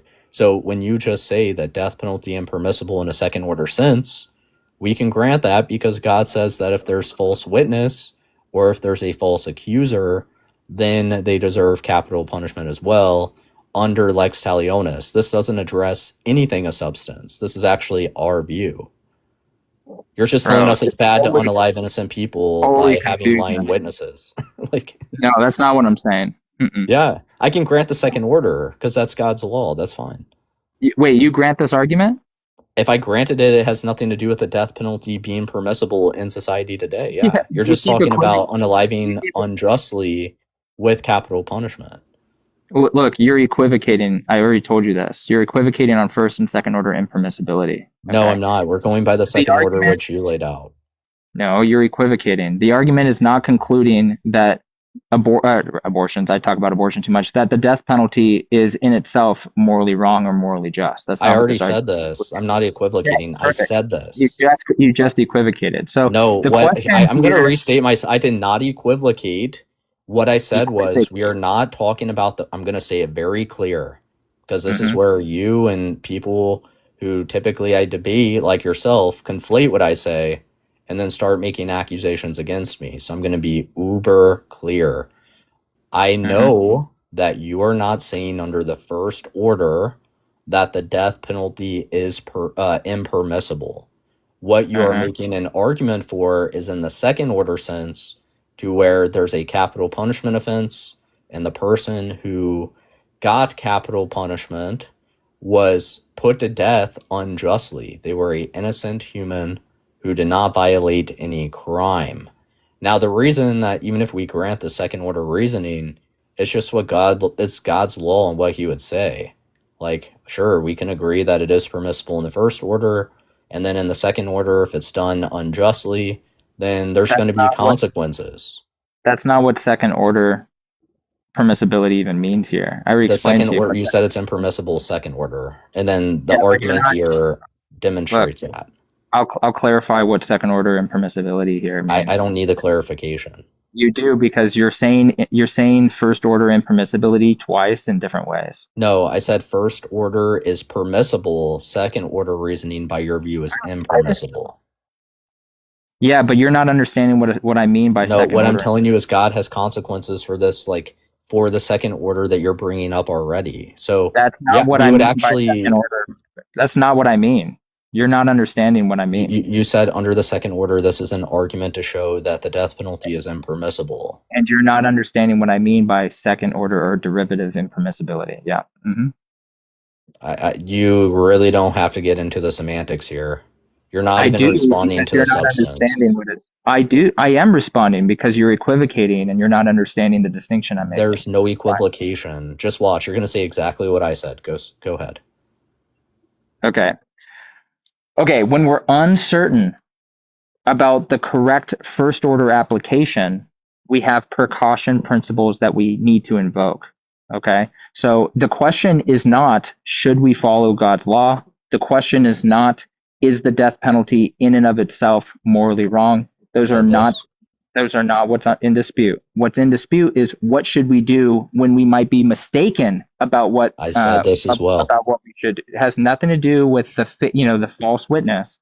I said this as well. So the question is, what should we do when we might be mistaken about this as well. what God's law requires? And then one option risks committing a grave injustice. Okay, see how he didn't actually say anything different from what I said. I covered all of this.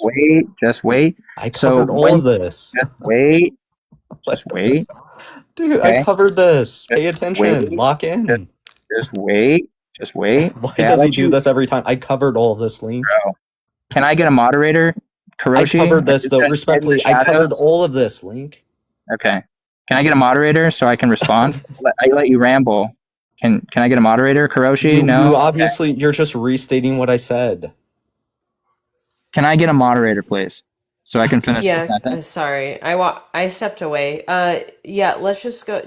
Do you need me to do timers, or do you just need us to be quiet for a minute? Or if you can just do the silent fox to Scooter, if that's what he needs, so I can just respond. Trying to sow division again. Yeah.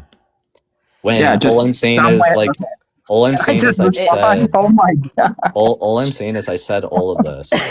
That's all I've said. Literally, anyone here tracking, literally, he's covering everything I already covered. And I don't know why he's doing that, just to demand mic time. I don't get it. Yeah, respond to what I said on the things already covered. Okay. So whether there was a false witness that then is deserving of a punishment is not what's in dispute. Okay, so Understood. I don't know why you keep bringing that up. I understand. Don't interrupt, Scooter. You're not saying anything, Link. All right, come on, guys. Come on. Yeah, for real. It's really easy. Nothing within I said is focusing it's upon like the easiest thing to do to stop talking so I can respond. It's like the simplest thing. Link, if you go to my page, literally like 2 weeks ago, you did the same thing to me. It's on my page. It's recorded. So you can't act like a victim here. Stop talking so I can respond. Okay, I've been incredibly good. Can't overcome that. I've let you misunderstand the last conversation he had. I'm trying to be patient with you. This to me, bro. Can I get a moderator, please? Can someone nut up and just be a moderator? I wasn't that angry when he did the same thing to me. I'm just giving Link what he does on TikTok every single day. Can I get a moderator, please? You did this exact same thing to me. So to be fair, I'm just doing it back to you. Yeah. Like, it's on my page. Can I get a moderator? Exactly same thing to me. No moderator? Maybe tonight. He's acting like what kind of moderation is this? You guys. He's gonna act like a victim now because he's a hypocrite. Anyone can go to my page and watch Link interrupt over and over and over again and again and again. The last conversation I had with him. Can I get some now moderation? He wants to act like a crybaby victim because he's not actually responding look, to anything I'm was said. trying to be good faith. I'm not running You're any not rhetoric. trying to be good faith. I am trying to be good faith. If I No, you're wasn't trying to not. be You're just good faith, covering things I I would said and start acting like I rhetoricing didn't you. say the things I I'm said. trying to finish the entire layout of the response. Please stop interrupting. And if I could have somebody just do a little bit of moderation instead of hiding in a corner because they're scared of, of Link, pissing off shut up. somebody. So Like, can I listen, he's a I hypocrite. don't This guy care is to just listen. completely I don't delusional. care to piss off Scooter, but listen, Okay, if you're great. just Can I get some reiterating what he's moderation? saying, I'm not yeah, Link, just go reiterating ahead. Are what you he's going saying. to? Okay, are you going to? You're responding to what he's saying, correct? Yep, trying to. Not restating. Perfect. Go ahead. Okay, great. Wonderful. Good job. Okay. So, in a first ordered sense, you keep equivocating because I'm not saying that the person that bears false witness doesn't deserve a punishment of some sort. And I'm not saying that what's in dispute, and I'm not saying what's in dispute is if the death penalty in and of itself is permissible or impermissible according to God's law. I know. Can I finish? Yeah, I know. Stop saying the same thing. Can I finish? No, I have to start over because you keep interrupting. I've said all these things 5 times. I've said this like 5 times to him. Just let him get it out. I know. Just let him say it. Yeah. And Yeah. Just we'll let him finish. He's just saying things I know. Let It's him- just so frustrating. Let him- I've said let him- this let 5 him finish. times. Just let him finish. Okay. All right, Link. Okay. Come on. What do you mean? Come on. I've said What this is- 5 times to you, Link. You're just stating the same thing. I have over to and start. Yeah. Look, I have to start over. I'm trying to explain to you in its totality and give you a robust response. Now, some of these things you have said, but you equivocate in the application of what it is that we're debating right now. Okay. No. I'm trying to give you that response, but every time I start, you interrupt. Stop doing that. Just Okay, it's respond a to what bad I said, habit. Link. Okay, great. Okay, now we have to start over again. Okay, so Bro. I'm not talking about in a first ordered sense that either the death penalty is impermissible, morally speaking, or if it's in dispute, if God's law says it's morally right or morally wrong. That's not what's in dispute. Okay, what's in dispute is how we should act when we don't know if what we're doing is wrong. Okay, now my rule says that when the stakes are asymmetrical and one option risks an irreversible grave injustice, you have strong reasons to refrain unless that decision is epistemically closed. Okay, so it does. We're not talking about overriding God's law. We're not talking about any of the stuff that you want to kind of shoehorn in there to I go into didn't first say any order of that. reasons. What we are talking about is a distinction between what is actually right according to God's standard, which would be the first order morality, versus the second order decision rule, which is how should we act under uncertainty about the first order truth. That's what we're talking about right now. So stop equivocating or collapsing No. those two things. This Because is not that's- responding. You're just trying to like Oh my cry into God. a monologue. So again, I stated 7 times. I understand we're not discussing. I understand in first order, we are not saying that the death penalty is impermissible. I'm going to say it again. Under the first order reasoning, we all understand Link. He is not saying that the death penalty is impermissible. Now, within the second order reasoning, okay, you're saying without certainty we should refrain. I never said that this overrides God's law or the straw mans that you want implemented. What I said was that, yeah, God's law accounts for the second order reasoning as a consequence to the applied second order. So if you unalive an innocent human because of the witnesses with false testimony or they were innocent and they didn't commit a crime, then obviously God's going to have consequence for that. I can That's even a first grant. order conclusion. Stop. There's no way, bro. Chicken. Should I act like Link? Oh, I thought I was oh my muted. gosh, Sorry. he's I thought I was interrupting muted. me. Sorry. Oh my gosh, guys. I can't even get a Scooter. sentence out. Anyways, thank you, Link. So, yeah, God's law already accounts for the second order. If you put someone innocent who did not commit a crime to death, and there's going to be consequences for that. Even if we grant this entire position, doesn't address God's law in the sense of the permissibility, which is, you made it clear, that's not even what you're referring to. We all understand as Christians that if an innocent person is put to death by the magistrate because of one witness not having the accountability of the witnesses, or if the accuser lies, we all understand that the innocent person's blood would be on their hands, just like Numbers 35:30 teaches, their blood would pollute the land, and the people involved ought to get capital punishment. This argument literally doesn't even respond to anything worthwhile. Like, we can grant the entire thing. It doesn't justify anything. So, the argument is just laughable. Again. Oh, okay, sorry. Well, first off, I thought I was muted, but sorry about that. But, okay, you just equivocated again. So when you're saying that the second order, I suppose, like reprimand, is that the person is put to death, well, that doesn't actually answer the question of how should we act when we're uncertain of what to do. Okay, that doesn't actually answer that question. That's a second order decision rule that's in dispute. The question of how should we act when we're uncertain doesn't get answered by, well, if we're wrong, someone dies. That's not a conclusion that answers that question. Okay, so you're equivocating on what we're talking about. Okay? No, you're not tracking what I said. So when I'm referring to the accountability of the witnesses or the role of the accuser by God's law, this is specifically referring to the certainty claim that you are addressing. Okay, so when I talk about the accuser within their role of instilling justice for a evil doing or like a capital punishment offense, ultimately what is being discussed there is that the certainty of the act committed to them, that God is the author of the punishment and also the prescriptor of what happens for when someone commits a crime. So the certainty thing, okay, as a Christian, they are to rely upon God's standard. As James 4:12, there's only one moral lawgiver, which is God. So he creates the categories. So in cases where there's like not the accountability of the witnesses, or there's not certainty because of whatever reason that you want to stipulate, well, of course, then when it comes to the capital punishment offense, they should take cautionary approaches to instilling capital punishment. That's why specifically the witnesses have to be correct.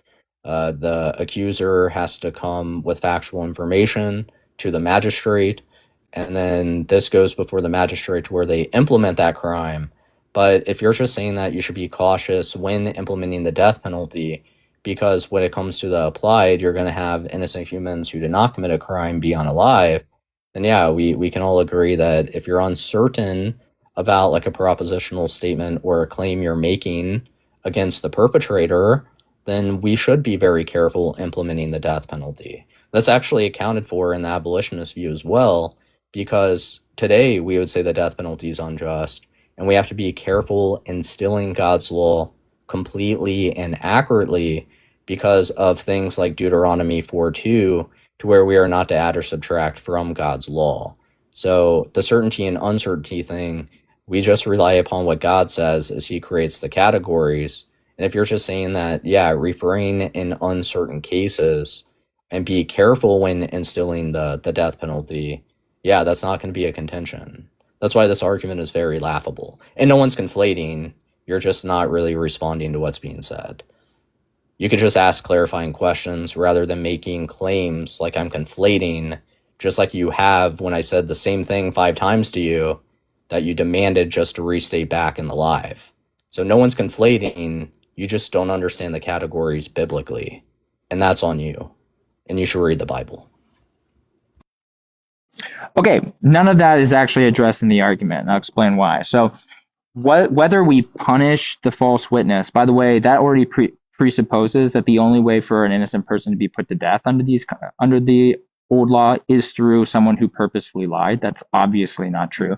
But it doesn't actually resolve the moral issue, okay? It's just adding another execution after the fact that we now have to deal with. So the original injustice still occurred. and the innocent person was still wrongfully killed, which is irreversible. And then punishing that false witness later does not fix that wrongness or fix the harm that was done to that person or justify taking the initial risk of risking their innocent death. Okay, that's what's in dispute. Okay, so you're also wrong to assume that the only way for someone to die is for someone to purposefully lie about their witness. Okay, a lot of people get wrongfully accused of crimes for mistaken eyewitness testimony. Forensic errors. Bobo's in forensics. She could tell you that. Scientific errors about the facts, the items or artifacts in place, and all those different things that I'm not an expert in. But all of those types of things could also be the contributor to an innocent. Am I allowed to interrupt on strawman? Okay. So that has nothing. Am I allowed to interrupt on strawmanning the view? No, Because that's not actually responding to the view. No, just let him finish real quick. I mean, it's already about to be 1 a.m. anyways. Chicken said that she was going to be ending, so I don't know if y'all want to like. I'm just totally making sure that like if someone's strawmanning the view while demanding to speak, they're not engaging with the argument at hand. So I think it's appropriate to be like, wait, can I actually interject upon a straw man? So that has nothing to do with the fact that we're talking about a second order decision rule about the initial action itself, which you have yet to address. Okay, now if you accept the argument that was on the background, okay, if you accept that conclusion, well, the conclusion is that it's practically unimplementable. Okay, so in the second order sense. Okay, so if you accept that, then that means that we can't actually implement the death penalty, not because it's immoral in and of itself, because it's practically, cost ineffective. No, okay, that doesn't follow. You agree that we shouldn't implement the death penalty because it's impermissible. Wonderful. That's the concession I was looking for. Fantastic. Okay, so I'm going to respond to that incoherency. So everyone up here, and this is why Link always tries to be sneaky, because he implemented 2 strawmans and then came to the conclusion that I agreed with him that in the first order sense, now I disagree with the death penalty being permissible, which that's not my view at all. Everyone knows that I'm on here every day talking about God's law when it comes to the death penalty, so that's incoherent. And Link's actually the only one I've engaged with out of thousands and thousands of people to derive strawman conclusions to that degree without actually just genuinely asking the question. So the straw man, I wasn't talking in a monolith when it came to the witnesses. Second off, that, the only way to put them to death is because of the false witness. You just made that up. You're debating a ghost or you're not tracking. That was straw man 2. We were talking about the witnesses and the decree of certainty, which responded to the argument with your opener where you said I didn't respond to your argument at all. I actually did. But then you straw man twice right after you made that statement.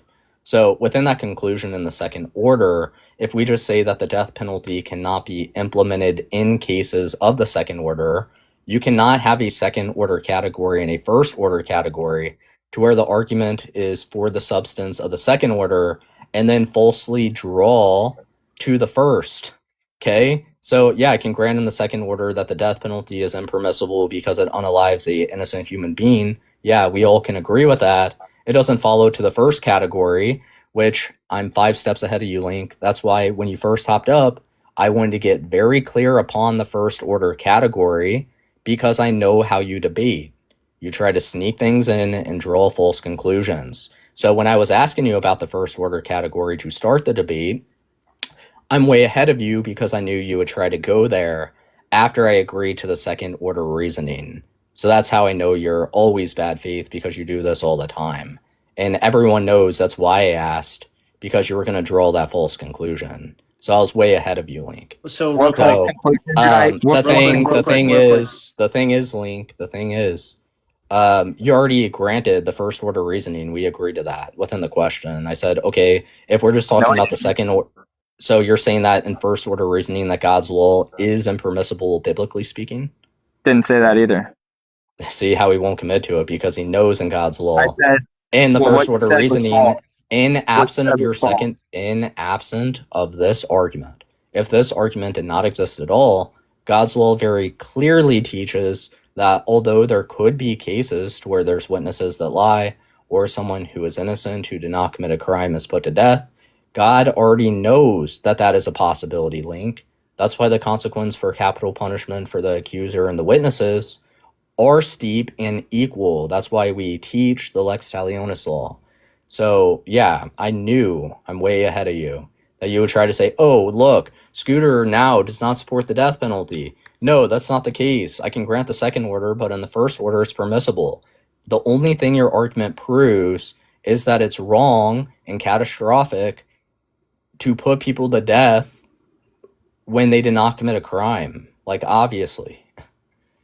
Like, you're not responding to anything, and it's embarrassing you try to draw that conclusion. Because it's very clear to everyone else but you, your intention. Is it possible that y'all are speaking past each other in like what would be considered a first order and a second order sense? I've explained it to the smooth-brained snail like 7 times. See how he has to get, he has to do that. On. Really? Like, I haven't done anything like that to him. Okay, so I've explained to you these distinctions, and you're not understanding it, either purposefully or because you just... I understood the categories. And the thing is, guys, hold on. I am going to mute Link for a purpose now. I am going to do that. You see now how from the second order reasoning he gave, and then he accused me of now not supporting the death penalty in the first order sense, that his argument now he's conceding because he's drawing a distinction between the first and second order. If there's a distinction and this argument is in support of the second order, and you're drawing this distinction, then it doesn't follow I accept it in the first order, Link. You're just granting me everything I'm saying. You're just being very confusing about it. And it's actually how laughable you're getting blown out right now. Yeah, nobody who has the IQ above lukewarm water thinks that. So if everyone here thinks that, then that's just really bad. He's showing the distinction between the two, so we can't draw them together. Both of y'all, real quick. Is there any way that we can like shut down the meta and just contend with the substance? Yeah. But can we all agree that he agrees that there's a distinction between the first and second? So if I agree with the second order and there's a distinction from the first, then him drawing that conclusion that I'm not for the death penalty was just laughably stupid. I didn't say that. Again, he actually did. That's an equivocation. Link, would you say that there's a distinction in between the second and the first order? I literally started this debate saying that. I said that this argument does not, in the first ordered sense, conclude that the death penalty in and of itself is morally wrong. We all know he's not tracking. Impermissible in a derivative sense, meaning that we can't practically apply it given the premises are true, which is that we're uncertain if we're in a live possibility sense that we're partaking in a catastrophic moral wrong, and we have strong reasons to refrain from participating in catastrophic moral wrongs. So therefore, not making a claim about whether the death penalty is moral or immoral in itself, but it cannot be implemented if the constraint conditions are met, which they are. Yeah, he's just saying consecrated without all of that, like, baloney, is that don't apply the death penalty to innocent people who don't commit a crime. That's all he's saying. Nope. Like, yeah, that's what you are saying. Nope. Yeah. Basically, what I got from that. Well, here's the thing. Here's what I got from that. And Link, you could tell me if I'm wrong. But it seems to be the case that what Link is saying is that it would be worse to implement this thing because of the fact that it doesn't reverse the first wrong killing. Yeah, that's fine. It literally applies. Like, he's just saying don't apply the death penalty to innocent humans who don't commit a crime in those cases in the secondary sense. Okay, so let me just offer some mediation here. Checking if this is okay with you. I know you said you were going to end at 1.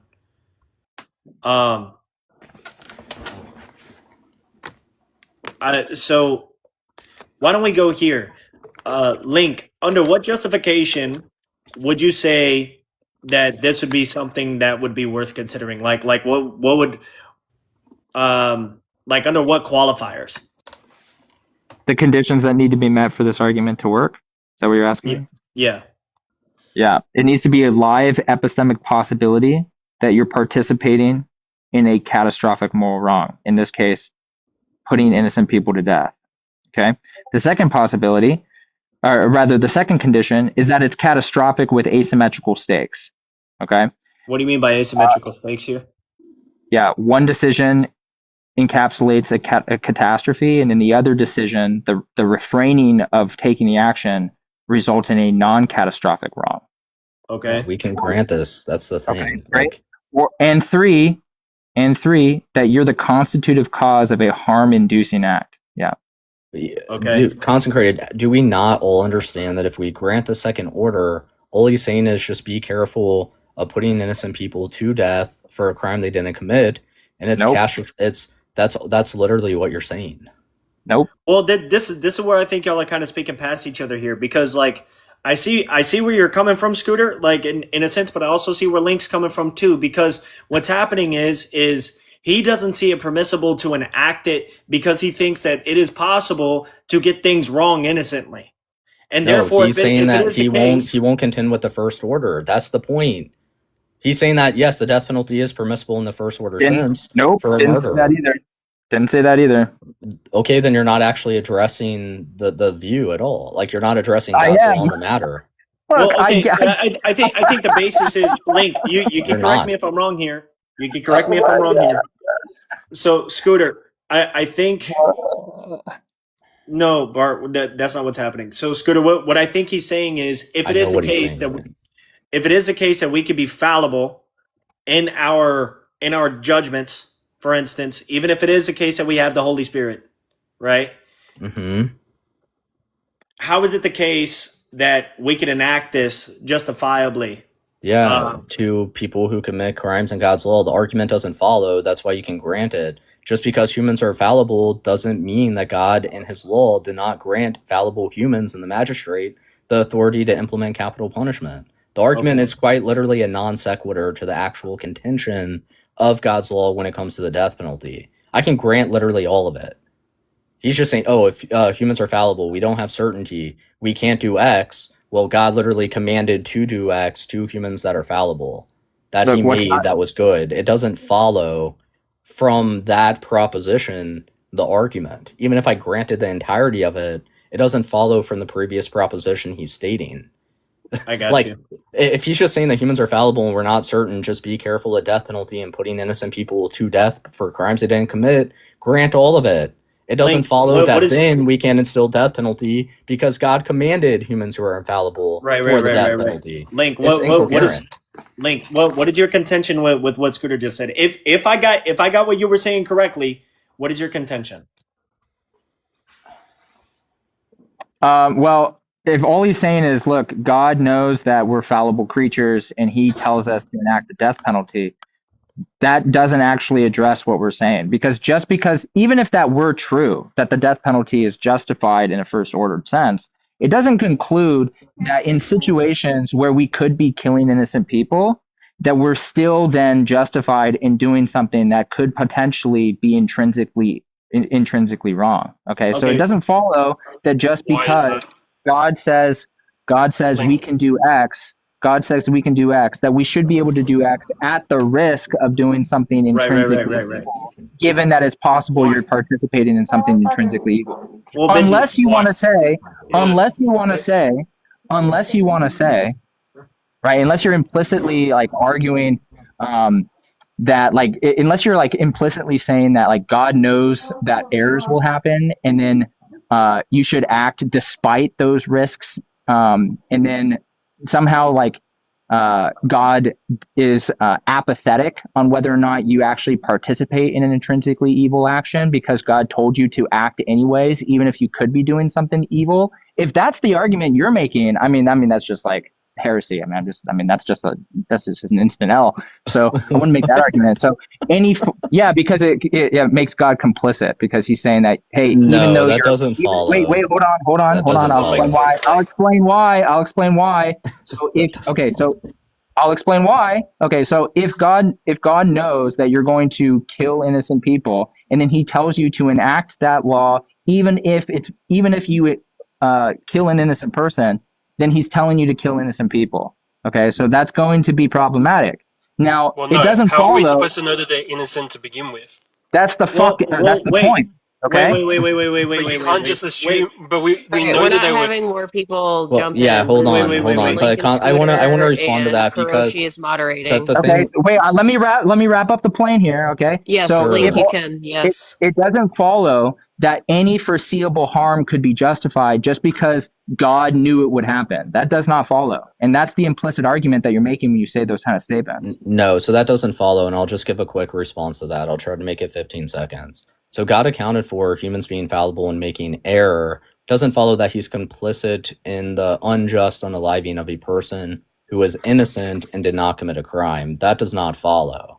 The reason that God and the magistrate gave humans that authority was for a particular reason. That was to uphold equal justice and protection for all human beings, to where what murder constitutes is blood that pollutes the land, and in order for that retribution to occur for that person under lex talionis is for the death penalty to be ensued.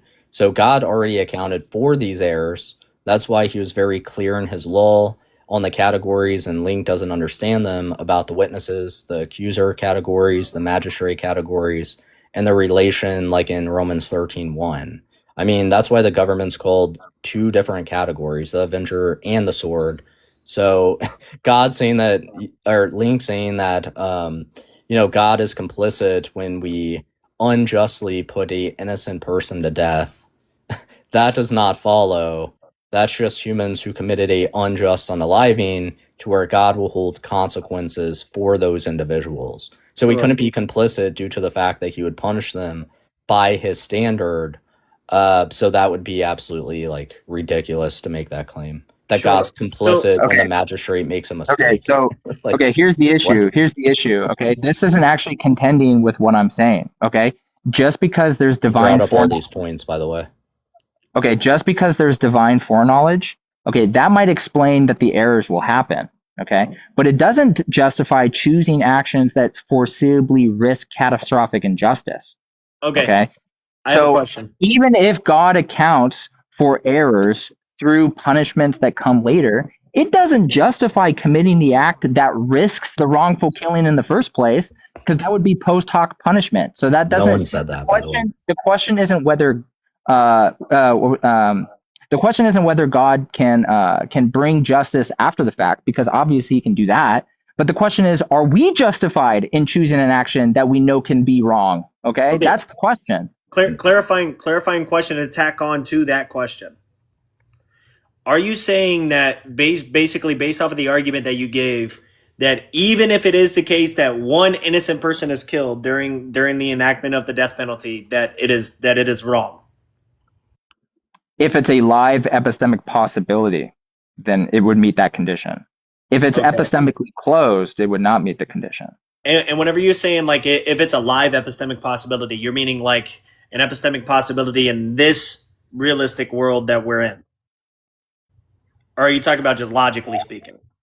No, it's not a logical possibility.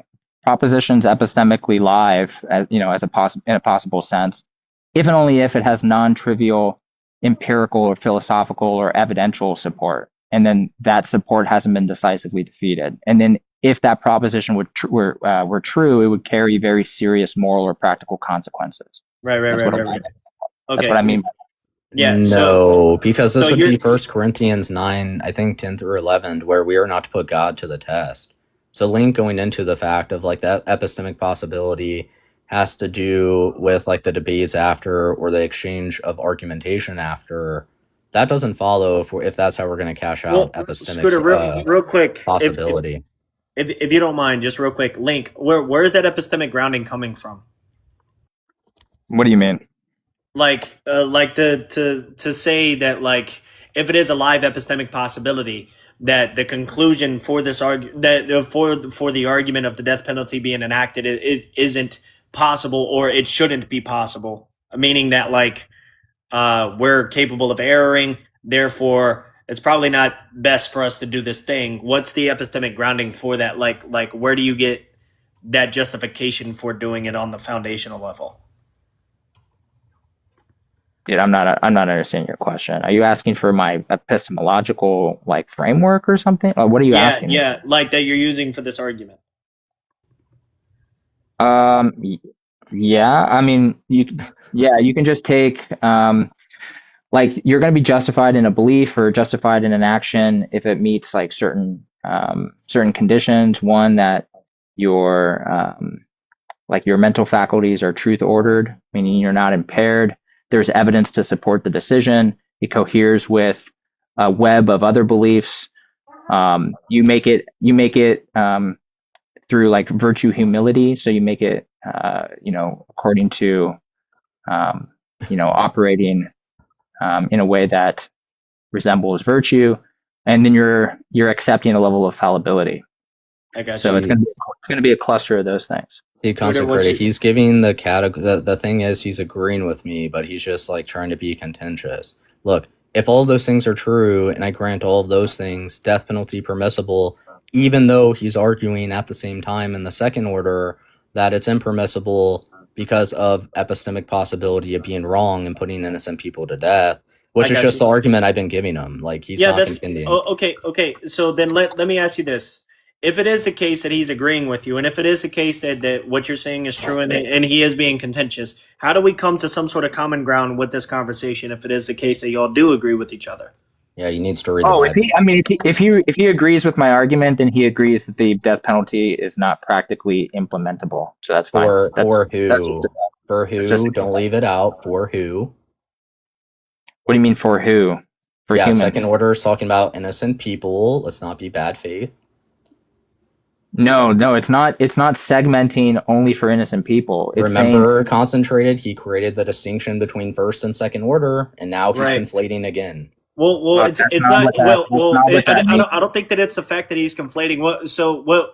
What's happening here is he's talking about the possibility of innocent people being killed, not necessarily just the fact of the actualization of the innocent person being killed, but if the possibility of the innocent person being killed is a live if that's possible, then it shouldn't be done. Well, no, then that's a contradiction to God's law, and he needs to repent. That's the argument I said from the beginning. Right. That's why I was saying earlier that I'm pretty sure y'all were speaking past each other, or there was a point that was being missed there. No, so I've addressed this 3 times, that if he's drawing this as in it's impermissible in any sense, okay, then with that being said, he's just contradicting God's law. Okay, can you explain the P and not P to link? Yeah, the P and not P is that God, okay, we're going to set the proposition. The proposition in God's law on the affirmative is that God has accounted for the human error and human infallibility and epistemic possibility for innocent humans who don't commit a crime to be put to death. Okay? And God holds this to be permissible. The not P links view all of those things, and it is not permissible. So God's law says, God's law says on the affirmative that all of these things are true, that humans are fallible, they can make error. Epistemically, the epistemic possibility of putting someone to death could always be there, but God affirms death penalty. Exact same stuff. Link does not affirm death penalty. Well, real quick, Link, what was your clarifying question? He deems what permissible? The killing of innocent people? No, Strawman King. No. That's not what I said. It was a question? You can't straw man using a question? Well, the confused question alluded to a straw man. So, no, that's not what I said. Can you clarify what it is that you were saying? Yeah, the affirmation is everything Link said with an epistemic possibility, catastrophic, problematic view of the death penalty. God has affirmed the death penalty and has accounted for every single epistemic possibility. God affirms death penalty. Exact same thing. Leak does not affirm death penalty, so he's contradicting God's law. Okay, this is very obvious. Let me ask you this. Are you saying that even if it was the case that an innocent person were to be killed through the death penalty, that it would be for a purpose given God's nature? The death penalty has a purpose in accordance to God's nature, even if people are put to death unjustly. He's accounted for that. Link, what's your contention? Okay, this just seems really confused. So it sounds like there's an equivocation there, which is that you're sliding between like divine, I guess it would be like divine permission in principle. Like you're saying, like God permits executing the truly guilty under proper conditions. That doesn't follow. You're straw manning again. So he permits killing innocent people? No, that's a straw man again. Okay. What Scooter is saying is that he's Link. I got you. What he's saying is that he's already accounted for that. Even if it is the case that we would see it as unjust, he already accounted for that. So therefore, it would still have a purpose. What does that even mean to account for that? Account for what? Yeah, all knowing, as in he's taken into account, into consideration, and has knowledge that fallible humans make mistakes. So the permissibility of the death penalty is granted to the magistrate, okay? Mm-hmm. Even if there is error, he has granted that to the magistrate. Okay, but that doesn't permit the particular case, because it's a case-by-case basis, of unaliving an innocent human for a crime they did not commit. Like I said, that's why I brought in God holds punishment for that. So you're not really addressing anything. You're just like confused. Well, hold on. So I genuinely, I mean, maybe I'm wrong, but it seems like we've been getting somewhere for the past 10 minutes. Like, let's just keep on this track. So, Link, did you understand what Scooter was saying? I think what you're saying is just case by case it can be wrong, but in its totality, God has accounted for those wrongs. Sure, yeah. Okay. Just because the case by case humans make error doesn't negate God gave the magistrate the authority for the death penalty. Your argument doesn't follow from the proposition. That's fine. The question what's in question is not is the death penalty just, meaning that God enacted the death penalty and we should enact the death penalty. No, don't change the semantics. We're talking about permissibility, not just. Yeah, you're sliding between permissibility. Okay. No, we're talking about making those claims. No, because okay, stop interrupting. I'll let you talk. If there's a distinction, there he goes again. Stop. Look, it's like an inspection. It's like because you're actively changing. You're changing the proposition. You're changing. You are. Take a breath. He's trying to change the proposition. Yeah.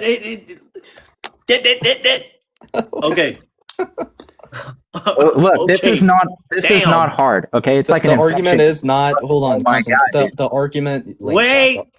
I know, but look, the argument is not. I'm saying that can when you it comes just to the death muzzle penalty, it's justified. Wait. All right. Look. Who saw? 10 seconds. Look, I just want to respond. He interrupted. Well, you're straw manning. So let me lay it out because you're confused again. Both of y'all, stop it. I don't get to get muted for him straw manning the view. No, that all of this is irrelevant. Real quick, all of it. No, it's not. The argument. I'm not saying the argument. Wait, Scooter, I'm not saying that the argument. I'm not is irrelevant. talking about the death penalty being just or unjust. I'm talking about the death penalty being permissible. That's cool. That's cool. I'm here for that. I'm here for that. So don't let him change the semantics. Yeah. I'm with you. But hold on real quick. I need you both to just like. Dude, I'm very calm. I'm just telling you, like when he's gonna straw man, I get to interject. Just stop interrupting. Just stop interrupting. On a straw man, I will interrupt. Just stop interrupting. I will if you don't straw man. Okay, stop. If you don't straw man, I won't interrupt. Real quick. Stop. Just really easy. It's called not open. It's really easy to listen. Scooter, stop. Link, stop. Scooter, stop. Everyone knows if someone's straw manning your view, it's appropriate to interrupt the straw man. This is not contentious. Okay. If all you want me to change there is one fucking word, sure. Okay. Chill. One word that he knows there's a difference to. So we'll change one word. So instead of just, we'll say morally permissible. Okay. That's not what I'm saying. Okay. So even if some individual executions are wrong, this is what you're saying. The system as a whole is justified because God has accounted for it. That's what you said. That's what you signed off on. Right? Okay, that doesn't resolve the issue because my argument evaluates the permissibility of the act at the level of the individual agent, not at the level of the aggregate outcomes or anything. So I don't know why you're bringing up that point. I have a question. Because he's not understanding that in the case by case basis, humans that are infallible and can make error. Yeah. It doesn't follow and it doesn't negate the overall permissibility of the death penalty. Yeah. Scooter, let me intercede on your behalf real quick. This guy might be a drooler. He might be a drooler. Link, wait, stop. Link. So question.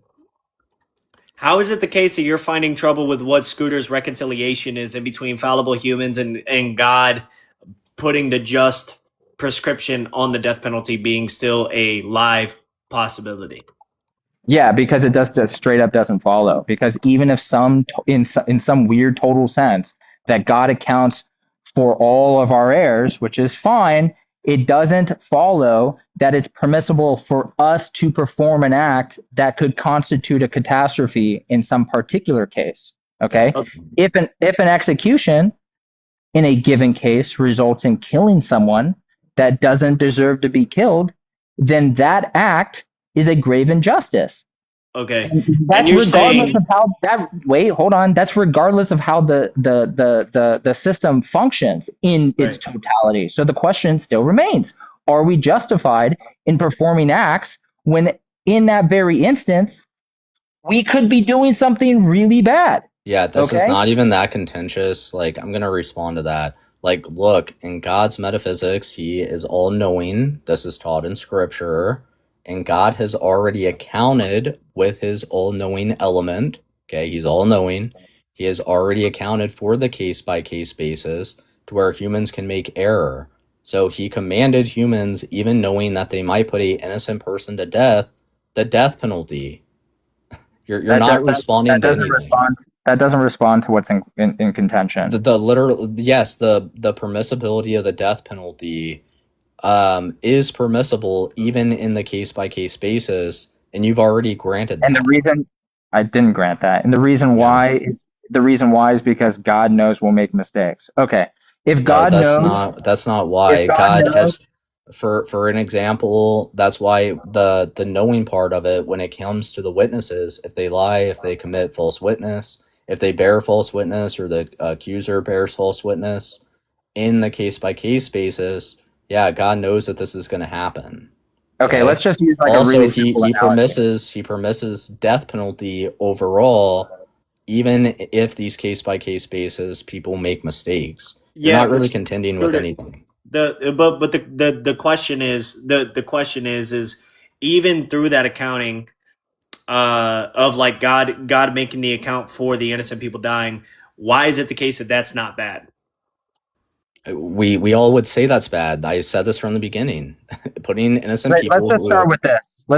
Stop. Look, I'm gonna respond. Look, people who are put to death who did not commit a crime, that's bad. Again, God creates capital punishment for those offenses. He's not contending with anything.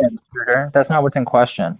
I responded to what he literally asked. Like, yes, this happens. Yeah. I was just trying to make sure that I was mediating properly. But if Link's saying that's not the thing that's in question, then like maybe I'm just misunderstanding. I think everyone is, because he don't even know what he's saying. Okay, let's just start with this. If a particular execution kills someone that doesn't deserve to die, do you think that specific act is a grave injustice? Let's just start with the basics. How many times have I answered this? I just answered this. Hooked on phonics level pace here. Do you think I literally just answered this. This goes to show you're not tracking. Yeah, we're gonna start one by one. We're just gonna start I'm gonna say the next letter is gonna be B. I'm gonna say it's super slow. Putting innocent people to death who have not committed a crime is not good. Okay, so I didn't ask if it was not good. Can you repeat back what I just said? We're doing this very slow. I didn't ask if it was not good. Is it a grave injustice? Yes or no? Yes. Yeah. Okay. Perfect. Okay, death we're off penalty offense, Link. Yeah. What's that? The death penalty offense, Link. That's fine. Okay, that's fine. Okay, if you know that your system will sometimes produce that exact outcome. Okay, are you justified in continuing to perform that action if it's possible you could be culpable in the first question? What action? Having the death penalty? The death penalty on an innocent person. Oh, if he's just referring to the innocent person, then yeah, it's going to be the case that you don't implement the death penalty on an innocent person. So I'll just take that for me. He's saying, are you still justified in keeping that system if it leads to that? Yeah, that's what God's law says. That's why I went into the accounting of God who's all-knowing, that knows that we'll make mistakes. Death penalty is still permissible. Yeah. Link, do you have a hypothetical or do you have another question? Would that principle apply elsewhere? Stop. Would that It principle apply applies elsewhere? to all If of an action, humanity, Link. Waffle, stop. So if an action foreseeably kills innocent people sometimes, then it's permissible so long as the system overall is justified? Not the action of unaliving. See how he's trying to sneak in. Not the That's action the of. first Well, no, question. it's a clarifying question. No, If so that's that not doesn't the case, follow. then there's something else. Yeah, he's trying to sneak in some things, but no. Look, that's the questions I've been asking you. So if you dispute, No, you're not. what I just The said, then question, you're not the question's understanding the confused. That's why you're interrupting now after you've been complaining because the question's confused. Well, Scooter, I Let's think go back here's to the question issue. 2. Let's go back to question 2. Okay, let's ask the second question again since you The didn't third understand. question's still going to be confused. Well, Scooter, Okay, so what Link is trying to do here is he's trying to give you the argumentation in the form of a question. So if you're saying that We all know, what he's doing is he's asking these questions. We get to an agreement. And then on that third question, he's baking in things like now try it it's again. sometimes, although the system is going to produce error, that it's sometimes so justified to unalive innocent human beings who commit a crime. That's not the case. I understand the questioning. right. I understand the questioning. It's Let's very try it simple. again. Let's try the questions again because you somehow We'll lost. get right back to question 3. Yeah. So Link, just ask let's question try 3, please. No, we have to ask question 2 because he doesn't understand question 2. That's why he I doesn't understand question 2. He's just So the not. question- so he's question asking a 2 baked question Real quick, that has hey, nothing to do with the problem. Just settle down, Scooty And boy. he's just Okay, like crashing relax. out. Wait, stop. Okay. All right. So question 2 was something akin to stop. Question 2 was something akin to if you know your system sometimes produces the outcome of killing innocent people, which is a grave injustice. We've already agreed to that. Are you Mhm. justified in continuing to perform that action and produce that outcome? Just And the he action said of yes. the action of the death penalty. Yeah. Yeah. Overall, or specifically to the innocent humans. Any action that produces that exact outcome, which is that it sometimes kills innocent people, are you justified in continuing to perform that act and continuing to produce that outcome? Continuing the act of unaliving innocent humans. Just the death penalty in and of its nature. Like if it's If you possible. saw, well, that's where Link, you're I trying to got you. sneak in some Picture book form, unclarity. and he still Link, can't Link, look at the stop. picture. He It's actually okay. I is got you, sneaking bro. in some I got things you. here. He's being very vague. No. He is being vague. No. So I understood what he was saying. So he's saying that if it is the case that these errors are happening, are you still justified in doing it if you know those errors are happening? Justified keeping the death penalty? Yes. Yeah, having the death penalty for having the system in place, even though it produces sometimes the unjust unaliving, God has given the magistrate that authority again in Romans 13:1 to uphold that system, because God's intention with that system is for evil. He uses evil for his good, which is to glorify himself. So the system's in place because what the purpose of that is to punish the evildoers in accordance to Romans 13:1. Got you. So, yeah, thank you for the clarification. Yeah. So Link, ask question 3. Yeah, okay. So the direct entailment of that, it's like deductive at this point. So the consequence of that is that you think that it's morally permissible to knowingly perform an act that will sometimes result in the slaughter of innocent people. No, that doesn't follow. That's the direct conclusion. No, that's not the direct conclusion. See how he Yeah, baked it in, what's the concentrated? See how Oh he baked my it in and I God. called it out? Can I respond? Yeah. That's deductively true, No, bro. because God's law even accounts for all of these things, like I stated, to where sometimes those happen, but that doesn't mean that in those cases it's permissible. In those case-by-case Hold up. basis, you're actually strawmanning. Wait. All right. Let me mediate for both of y'all because I think I'm in the middle of you two. Real Because he quick. baked in the third question, like I said. Well, he no, would the Scooter. whole time. Wait. Just try to vibe with me real quick. Link, give the 2 options on why you think it's deductive. It's either this or it's that. Give the 2. Yeah. Because he already agreed that the killing of innocent people, in a specific case, the killing of an innocent person would be a grave injustice, right, would be a catastrophe. Then he agreed that if we know that we have a system that sometimes kills innocent people, we're justified and continue to perform that act, knowing that it's going to continue to perform that outcome. And so that entails necessarily that that he thinks that it's morally permissible to knowingly participate or perform an act that will kill or slaughter innocent people. Scooter, do you have a third option that would make that a false dichotomy? Concentrate. That argument could be made for God's law. Right. So he's literally critiquing God here by his moral law. God's all-knowing, okay? He would say that it's a grave injustice to put innocent humans to death who didn't commit a crime. God also in his law provided a system to the magistrate in question 2 to where there are possibilities to where innocent people are going to be put to death. And then in question 3 to where now Scooter is accountable for participating or supporting a system that puts innocent people to death. He's just saying that God's law is unjust. That's the nope. That's not what I'm saying. Because that would definitely follow. That definitely follows if that applies to me. Wait, let's not get back to the point where we're speaking. Why it doesn't follow. See how he's yelling because it would follow. Wait. It doesn't follow. Quick. Don't interrupt because I have to. I'm not participating within a unjust system. Don't the interrupt. System is just. Don't interrupt. That's the thing. Don't interrupt. The reason why it doesn't follow is because God isn't taking the action. We are. Okay, God isn't morally culpable in our actions. We're morally culpable for our actions. He's not tracking. God, for the 8th time, God has given the humans the magistrate. God has given the humans and the magistrate the authority. Stop. God has given humans and the magistrate the authority. What do you mean stop? You interrupted my response. To enact the death penalty, even if those outcomes happen to where an innocent person is put to death. I don't know what you're not tracking. No, real quick, let's go back. This guy's dumb as fucking rocks, dude. Oh my this guy is just a sinful Christian who is probably not a Christian. So let's go back. Frustration is easy whenever we're trying. No one's frustrated by him. He's incoherent. Frustration is easy when I have another person who's not like someone who literally who doesn't know what the Imago Dei is and thought that applies to angels and demons. Someone who says that veganism is biblical. Stop. Hey, this is going into like some sort of unproductive realm from both of you.